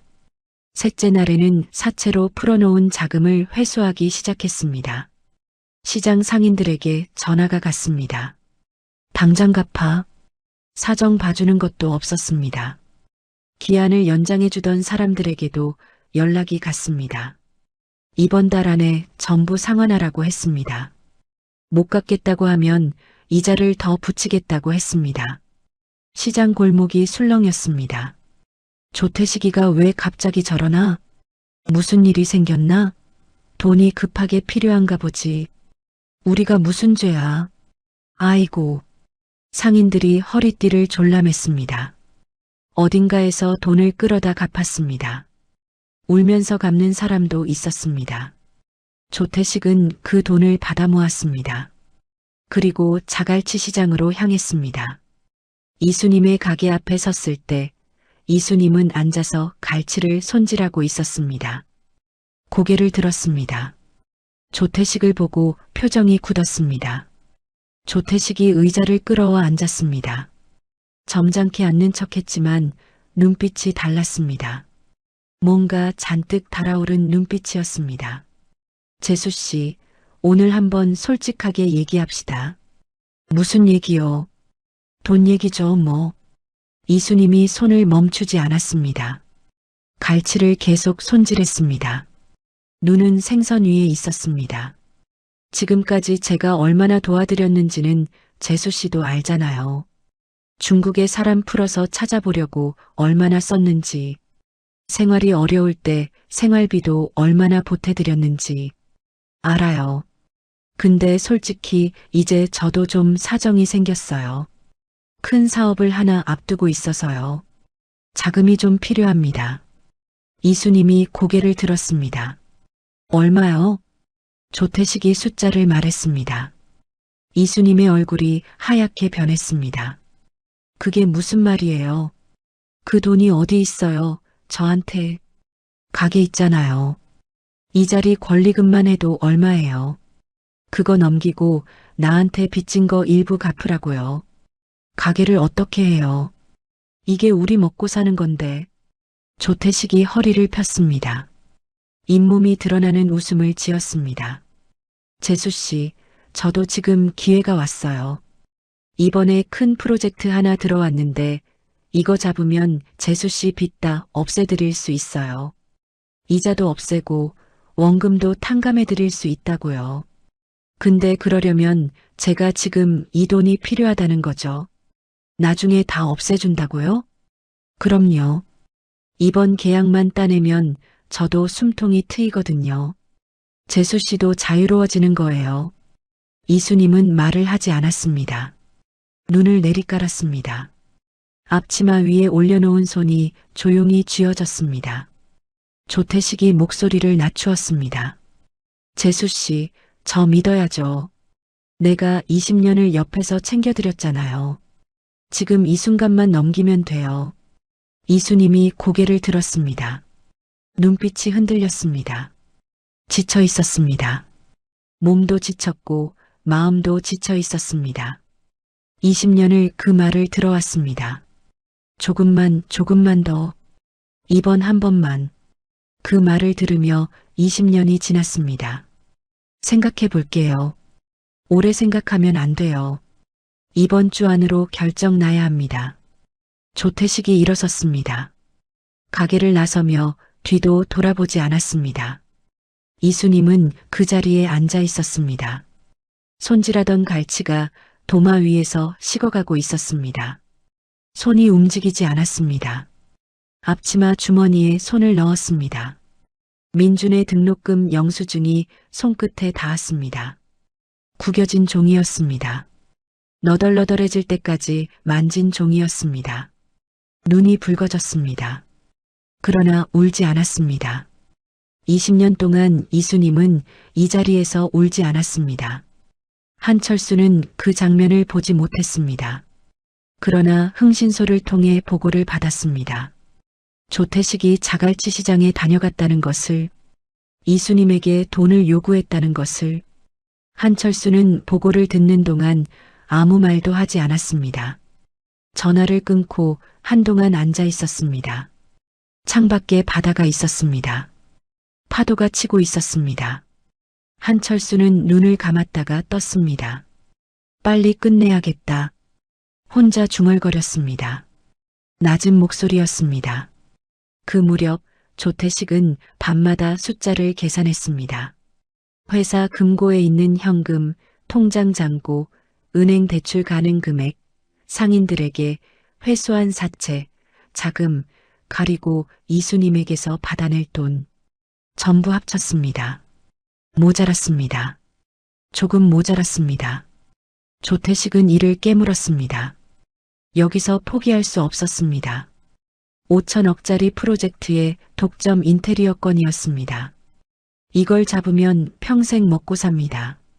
20년 인테리어 업계에서 기어온 것이 이 순간을 위한 것이었습니다. 다시 계산했습니다. 이수님에게서 좀 더 받아야 했습니다. 가게 권리금을 어떻게든 빼내야 했습니다. 아니면 담보로라도 잡아야 했습니다. 조태식은 다음날 아침 자갈치 시장으로 다시 갔습니다. 이번에는 서류를 들고 갔습니다. 이수님이 조태식을 보고 눈을 가늘게 떴습니다. 아직 생각 중이에요. 생각은 됐고요, 재수씨. 이거 한번 보세요. 조태식이 서류를 내밀었습니다. 이수님이 받아들었습니다. 차용 계약서였습니다. 빌려준 돈의 총액이 적혀 있었습니다. 이수님이 알고 있는 것보다 훨씬 큰 숫자였습니다. 이게 무슨 숫자예요? 이렇게 많이 빌린 적 없어요. 이자 포함이에요. 이자까지 다요. 이자의 이자를 어떻게 받아요? 그게 원래 그런 겁니다. 재수씨, 계약서에 사인하셔야 해요. 안 그러면 나도 법적으로 처리해야 합니다. 이수님의 손이 떨렸습니다. 법적으로요? 제가 좋게 말할 때 하셔야죠. 이거 사인하시고 이번에 제가 계약 따내면 전부 없애드린다니까요. 왜 이렇게 어렵게 하세요? 이수님이 서류를 내려다보았습니다. 눈이 흔들렸습니다. 글자들이 떨렸습니다. 숫자들이 제대로 읽히지 않았습니다.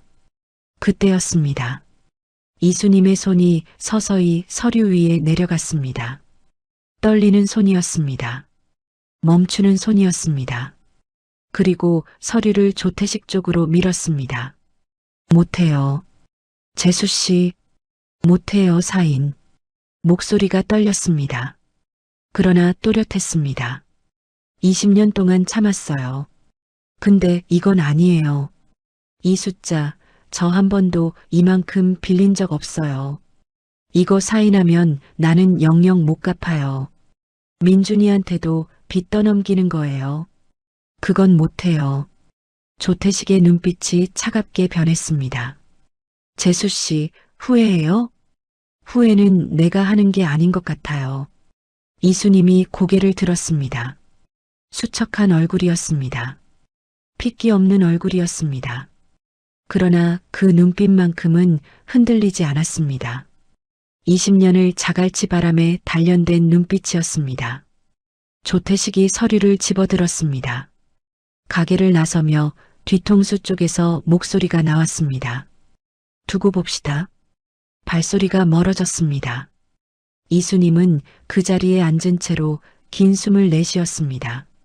손이 여전히 떨렸습니다. 무릎 위에 두 손을 올려놓고 꾹 눌렀습니다. 잘했어. 혼자 중얼거렸습니다. 들리지 않는 목소리였습니다. 그러나 분명히 말했습니다.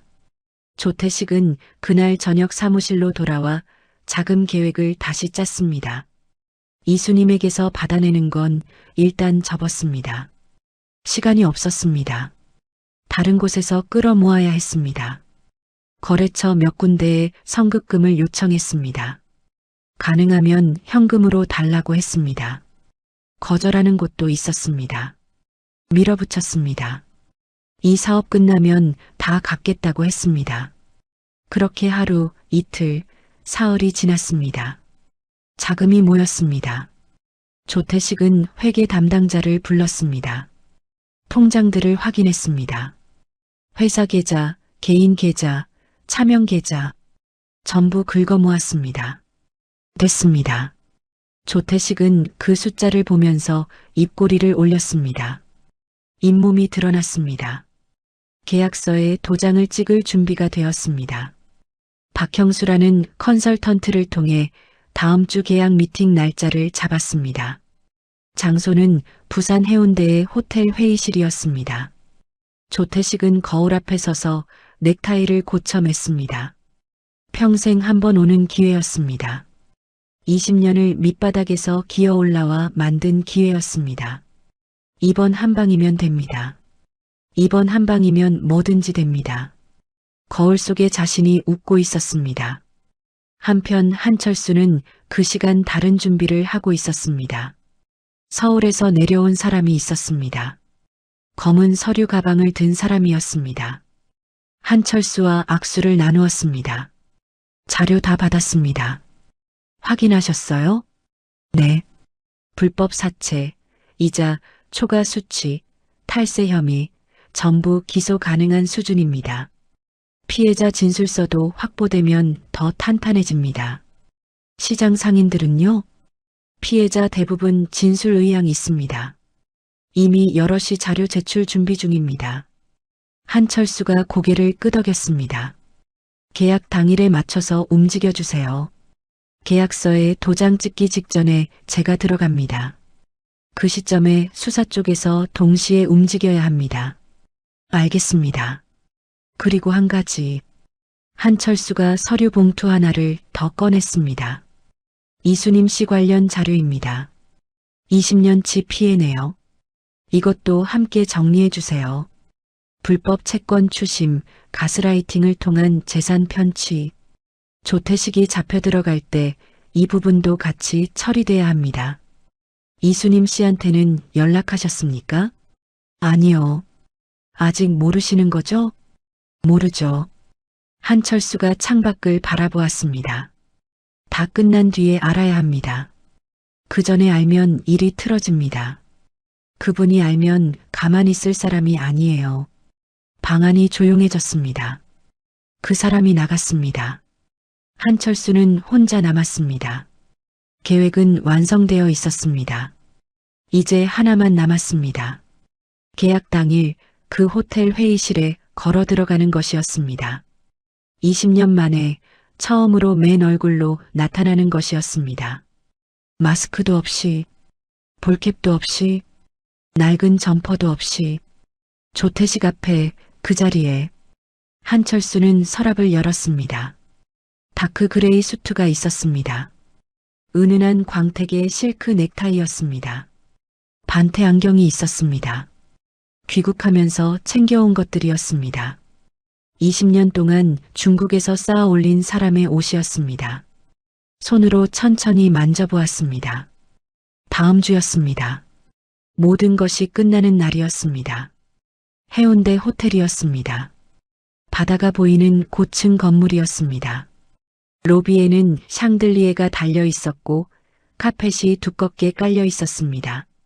정장 차림의 직원들이 허리를 굽혀 인사를 했습니다. 유리창 너머로 부산 앞바다가 펼쳐졌습니다. 햇살이 수면 위에 부서졌습니다. 조태식은 그 로비에 서서 넥타이를 한 번 더 고쳐 맸습니다. 명품 재킷을 입었습니다. 금목걸이를 챙겼습니다. 손목에는 몇 달치 수입에 해당하는 시계를 찼습니다. 오늘만큼은 제대로 된 모습을 보여야 했습니다. 5천억짜리 프로젝트의 인테리어 독점 계약을 앞둔 사람의 모습이어야 했습니다. 옆에는 회계 담당 직원이 서류 가방을 들고 서 있었습니다. 안에는 보증금 이체를 위한 서류들이 담겨 있었습니다. 계좌 정보, 이체 확인서, 날인 준비가 된 계약서, 20년을 끌어모은 돈이었습니다.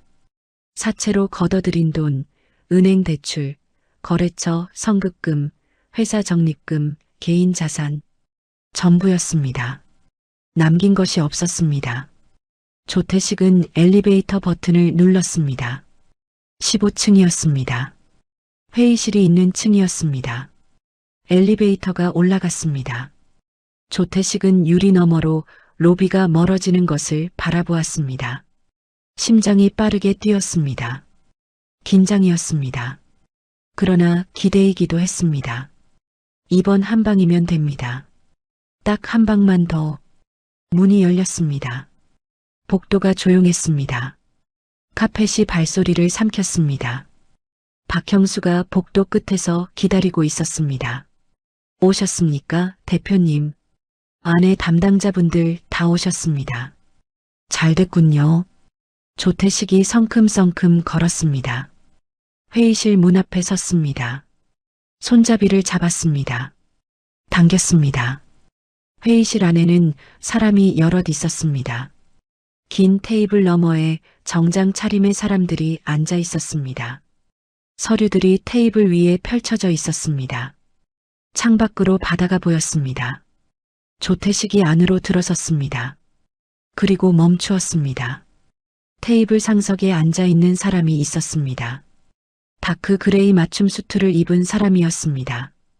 은은한 광택의 넥타이를 메고 있었습니다. 반태 안경 너머로 날카로운 눈빛이 조태식을 바라보고 있었습니다. 각진 턱선과 짧게 다듬은 포마드 헤어. 눈가에 옅은 주름이 있었지만 그 눈빛만큼은 레이저처럼 강렬했습니다. 조태식의 발이 그 자리에서 굳었습니다.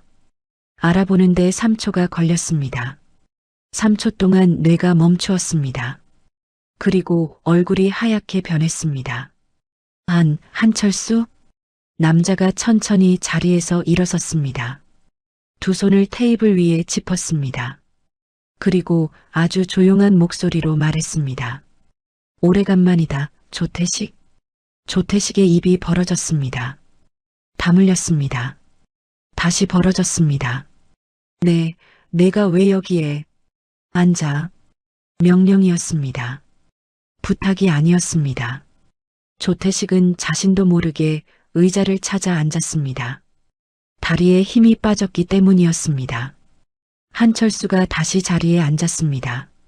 서류를 한 장 꺼냈습니다. 테이블 위에 밀었습니다.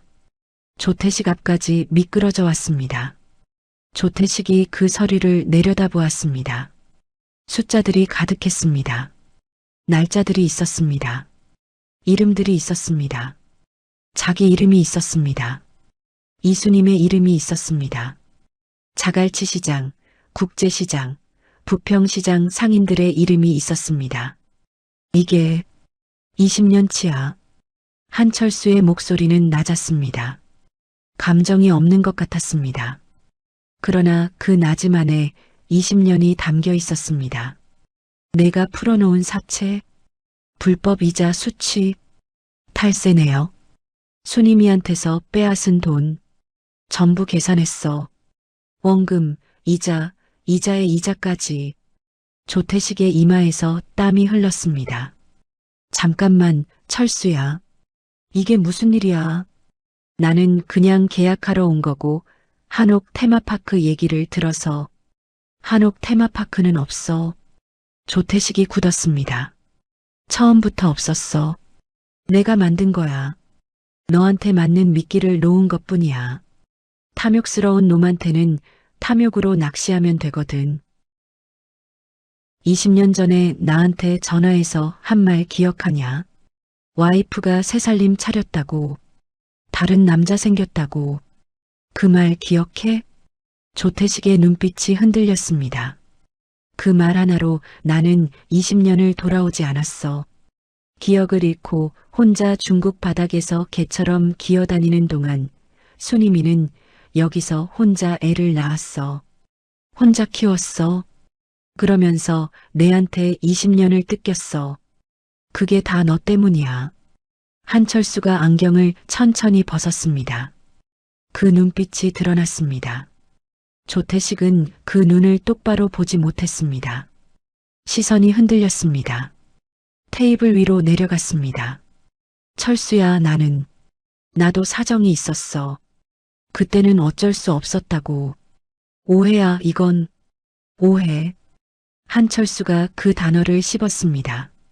오해라고 부르기엔 20년이 너무 길어.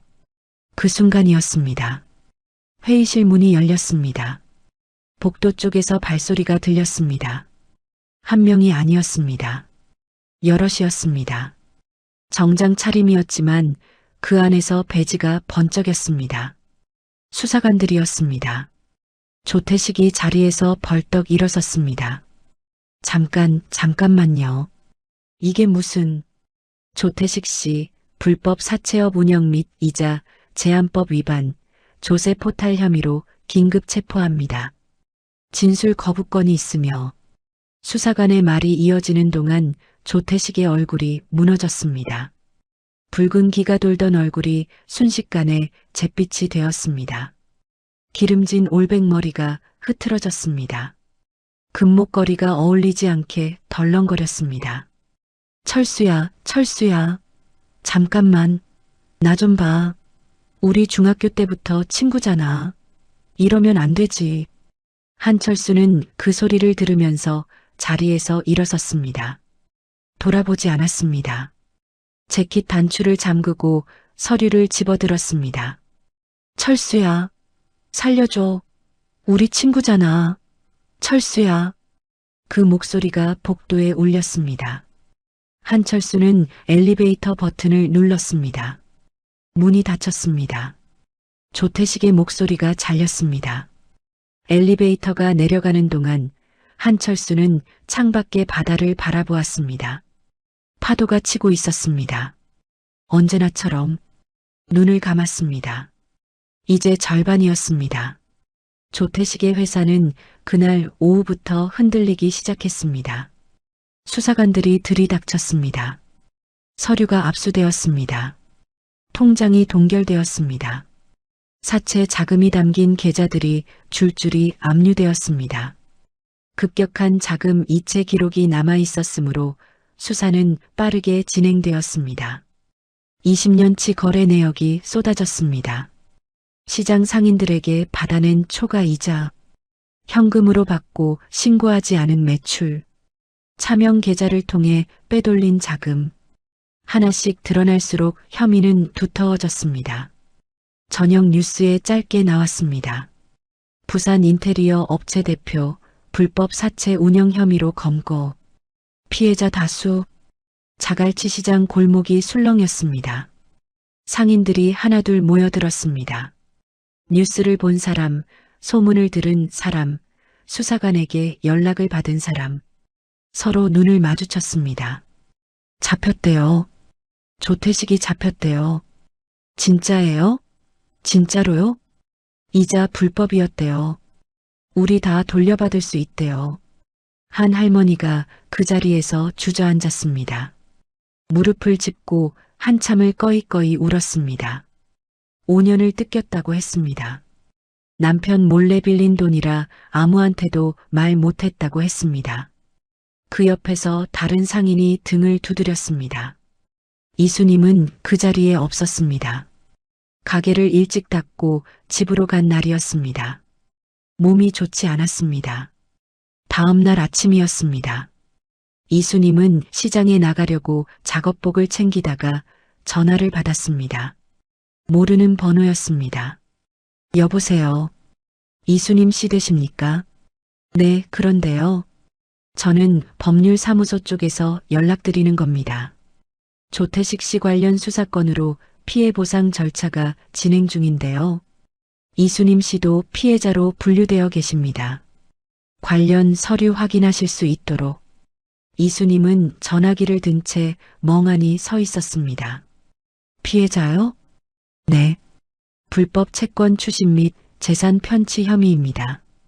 20년치 피해 금액이 산정되어 있고 압류된 자산에서 우선 변제가 이루어질 예정입니다.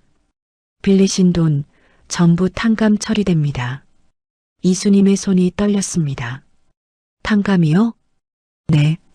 원금은 물론이고 이자도 전부요.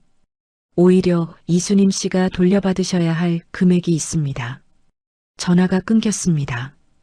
이수님은 그 자리에 서 있었습니다. 작업복을 손에 든 채로 한참을 움직이지 않았습니다. 빚이 없어진다고 했습니다. 20년이었습니다. 20년 동안 그 숫자가 머릿속을 떠난 적이 없었습니다. 잠들기 전에도 장사를 하면서도 앞치마 주머니에서 등록금 영수증을 만질 때도 항상 거기 있었습니다. 지워지지 않는 숫자처럼 그게 없어진다고 했습니다. 이수님은 조용히 바닥에 주저앉았습니다. 다리에 힘이 빠진 것이었습니다. 의도한 것이 아니었습니다. 그냥 빠졌습니다. 작업복을 꼭 쥔 채로 앉아서 소리 없이 울었습니다. 사흘이 지났습니다. 자갈치 시장은 어느 정도 가라앉았습니다. 상인들은 자기 가게로 돌아갔습니다. 이수님도 나왔습니다. 바퀴 달린 낮은 의자에 앉아 갈치를 손질했습니다. 손이 여전히 느렸지만 얼굴이 달라 보였습니다. 뭔가가 덜어진 것 같았습니다. 오래 짊어지고 있던 것이 내려진 것 같았습니다. 민준이 수업을 마치고 달려왔습니다. 엄마, 나왔어. 오늘 좀 어때? 응, 좀 나아. 얼굴색이 좀 낫네. 다행이다. 민준이 어머니 옆에 쪼그려 앉아 손질을 거들었습니다. 두 사람이 나란히 앉아 생선을 다듬는 오후였습니다. 그때였습니다. 시장 골목 입구 쪽에서 발소리가 들렸습니다. 느린 발소리였습니다. 조심스러운 발소리였습니다. 민준이 먼저 고개를 들었습니다. 정장 차림의 남자였습니다. 다크 그레이 수트에 반테 안경, 각진 턱선과 날카로운 눈빛. 그런데 그 눈빛이 이상했습니다. 차갑지 않았습니다. 오히려 떨리는 것 같았습니다. 민주는 그 사람을 알아보지 못했습니다. 저기, 손님이신가요? 남자가 대답하지 않았습니다. 이수님이 고개를 들었습니다.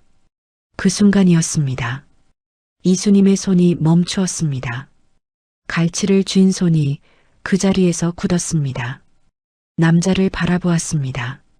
눈이 가늘어졌습니다. 다시 커졌습니다.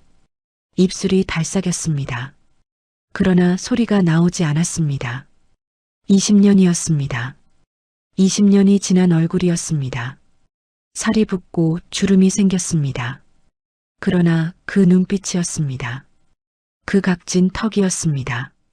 공항에서 뒤돌아보던 그 얼굴이었습니다. 여보, 소리가 나왔습니다. 아주 작은 소리였습니다.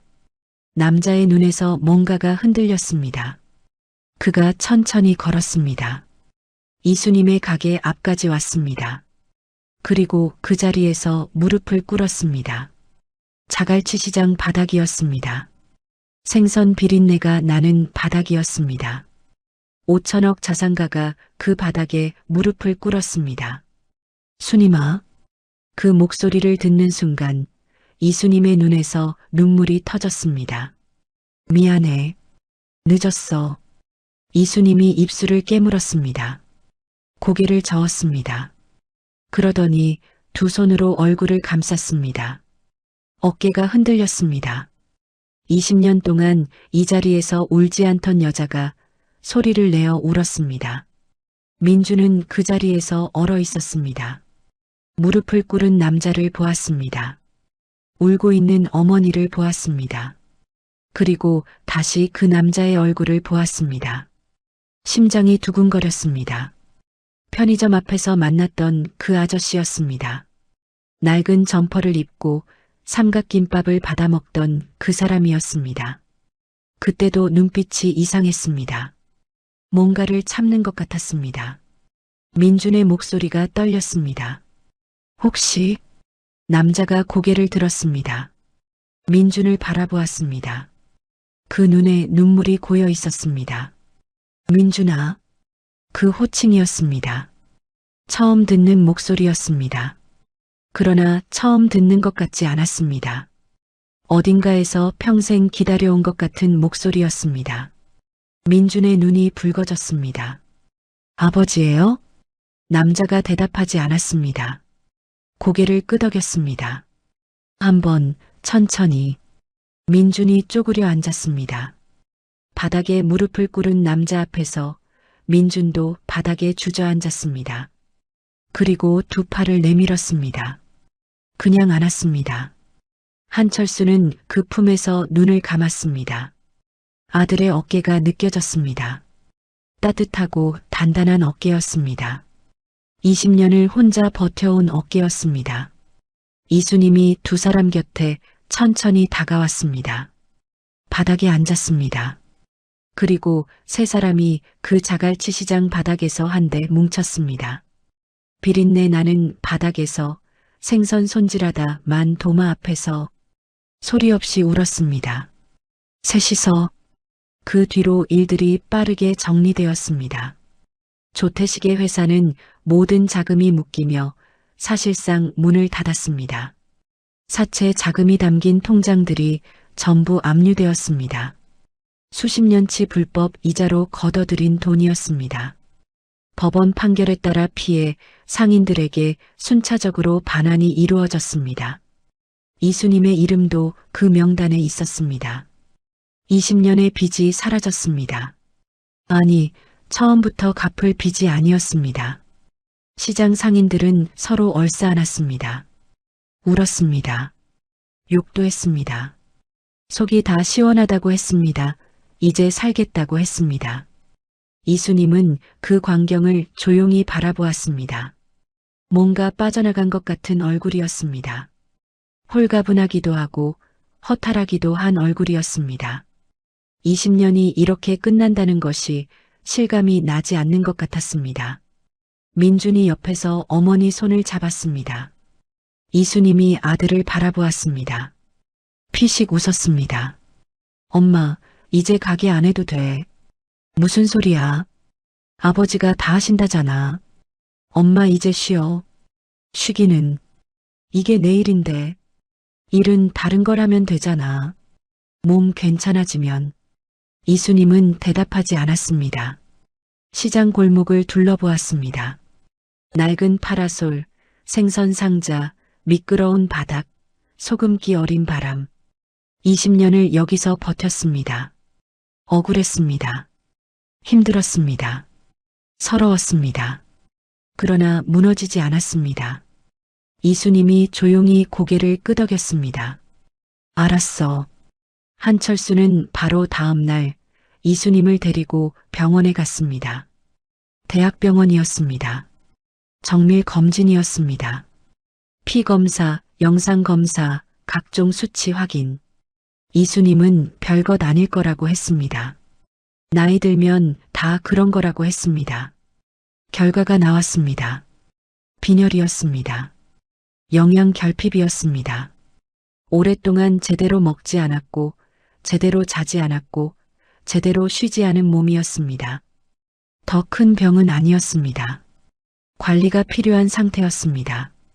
제때 치료를 시작하면 충분히 회복이 가능하다고 했습니다. 한철수는 의사의 말을 들으면서 눈을 감았습니다. 더 큰 병이 아니라는 말에 안도했습니다. 그러나 안도만으로는 끝나지 않는 감정이 있었습니다. 이수님의 몸이 이 지경이 되도록 옆에 없었다는 것이 아직도 아팠습니다. 병원을 나오면서 이수님이 말했습니다. 별거 아니잖아요. 별거야. 고작 빈혈인데요. 20년 동안 굶은 거야. 이수님이 말을 멈추었습니다. 한철수가 그 손을 잡았습니다. 거칠고 굵어진 손이었습니다. 차가웠습니다. 한철수는 두 손으로 감쌌습니다. 이제 내가 챙길게. 이수님이 고개를 옆으로 돌렸습니다. 눈이 붉어졌습니다. 그러나 울지 않았습니다. 이미 실컷 울었으므로 대신 그냥 고개를 끄덕였습니다. 민주는 편의점을 그만두었습니다. 마지막 알바를 마치고 나오는 날 사장님이 수고했다고 했습니다. 민준이 꾸벅 인사를 했습니다. 유니폼 조끼를 벗어 반납했습니다. 그게 끝이었습니다. 허전할 것 같았는데 허전하지 않았습니다. 오히려 무언가를 내려놓은 것 같았습니다. 집으로 가는 길에 아버지에게 전화가 왔습니다. 민준아, 시간 있으면 사무실 나와. 보여줄 게 있어. 한철수는 임시로 부산 시내에 사무실을 마련해 두었습니다. 인도네시아 사업 준비를 위한 공간이었습니다. 넓지 않았지만 단정했습니다. 민준이 들어서자 한철수가 자리를 권했습니다. 테이블 위에 서류가 있었습니다. 인도네시아 시장 진출 계획서야. 처음부터 같이 공부하면서 해보자. 민준이 서류를 받아들었습니다. 첫 장을 펼쳤습니다. 숫자들이 있었습니다. 시장 분석이 있었습니다. 진출 전략이 있었습니다. 눈이 빠르게 움직였습니다. 한철수는 아들의 눈빛을 바라보았습니다. 빨아들이는 눈빛이었습니다. 생각하는 눈빛이었습니다. 이미 뭔가를 계산하고 있는 눈빛이었습니다. 피는 속이지 못한다고 했습니다. 질문 있으면 해. 민준이 고개를 들었습니다. 여기 3페이지, 현지 파트너사 선정 기준인데요. 지분 구조를 이렇게 가져가면 나중에 분쟁 생겼을 때 불리하지 않아요? 한철수가 잠깐 멈추었습니다. 그리고 피식 웃었습니다. 잘 봤네. 민준이 쑥스러운 듯 극적였습니다. 경영학과라서요. 그래. 그래서 데려온 거야. 두 사람은 그날 저녁이 깊도록 서류를 들여다보았습니다. 아버지가 설명했습니다. 아들이 물었습니다. 아버지가 다시 설명했습니다. 아들이 메모했습니다. 처음 함께하는 저녁이었습니다. 20년이 늦은 첫 저녁이었습니다. 주말이었습니다. 세 사람은 부산 바닷가로 나갔습니다. 20년 전 한철수와 이수님이 처음 손을 잡고 걸었던 바닷가였습니다. 남포동 쪽 작은 방파제였습니다. 사람이 많지 않은 곳이었습니다. 파도가 조용히 밀려왔습니다. 해가 기울고 있었습니다. 노을이었습니다. 붉고 오렌지빛이었습니다. 바다 위에서 흔들렸습니다. 구름이 물들었습니다. 바람이 불었습니다. 이수님이 방파제 끝에 섰습니다. 바람에 머리카락이 날렸습니다. 눈을 가늘게 뜨고 노을을 바라보았습니다. 앞치마도 없었고 수건도 없었고 팔토시도 없었습니다. 그냥 사람이었습니다. 그냥 여자였습니다. 한철수가 옆에 섰습니다. 두 사람은 말을 하지 않았습니다. 그냥 같이 바다를 바라보았습니다. 민주는 그 뒤에서 두 손을 주머니에 찌른 채 부모님의 뒷모습을 바라보았습니다. 처음 보는 풍경이었습니다. 아버지의 뒷모습, 어머니 옆에 선 아버지의 뒷모습, 평생 한 번도 본 적 없는 장면이 눈앞에 있었습니다. 민주는 조용히 그 자리에 서 있었습니다. 파도가 방파제를 적셨습니다. 노을이 번졌습니다. 바람이 세 사람을 스쳐 지나갔습니다. 한철수가 이수님의 손을 잡았습니다. 이수님이 그 손을 꼭 쥐었습니다. 놓지 않았습니다. 파도가 왔습니다. 파도가 갔습니다. 노을이 바다 아래로 내려갔습니다. 하늘이 물들었습니다. 세 사람은 그 자리에서 오랫동안 그걸 바라보았습니다. 잃어버린 시간은 돌아오지 않습니다. 그러나 지금 이 자리는 있습니다. 지금 이 손은 있습니다. 지금 이 노을은 있습니다. 그것으로 충분했습니다. 늦었지만 충분했습니다. 사연 속 내용 어떻게 생각하시나요? 댓글로 의견을 남겨주세요. 재미있으셨다면 무료인 구독과 좋아요 꼭 부탁드려요. 다음에도 재미있는 사연으로 찾아뵙겠습니다.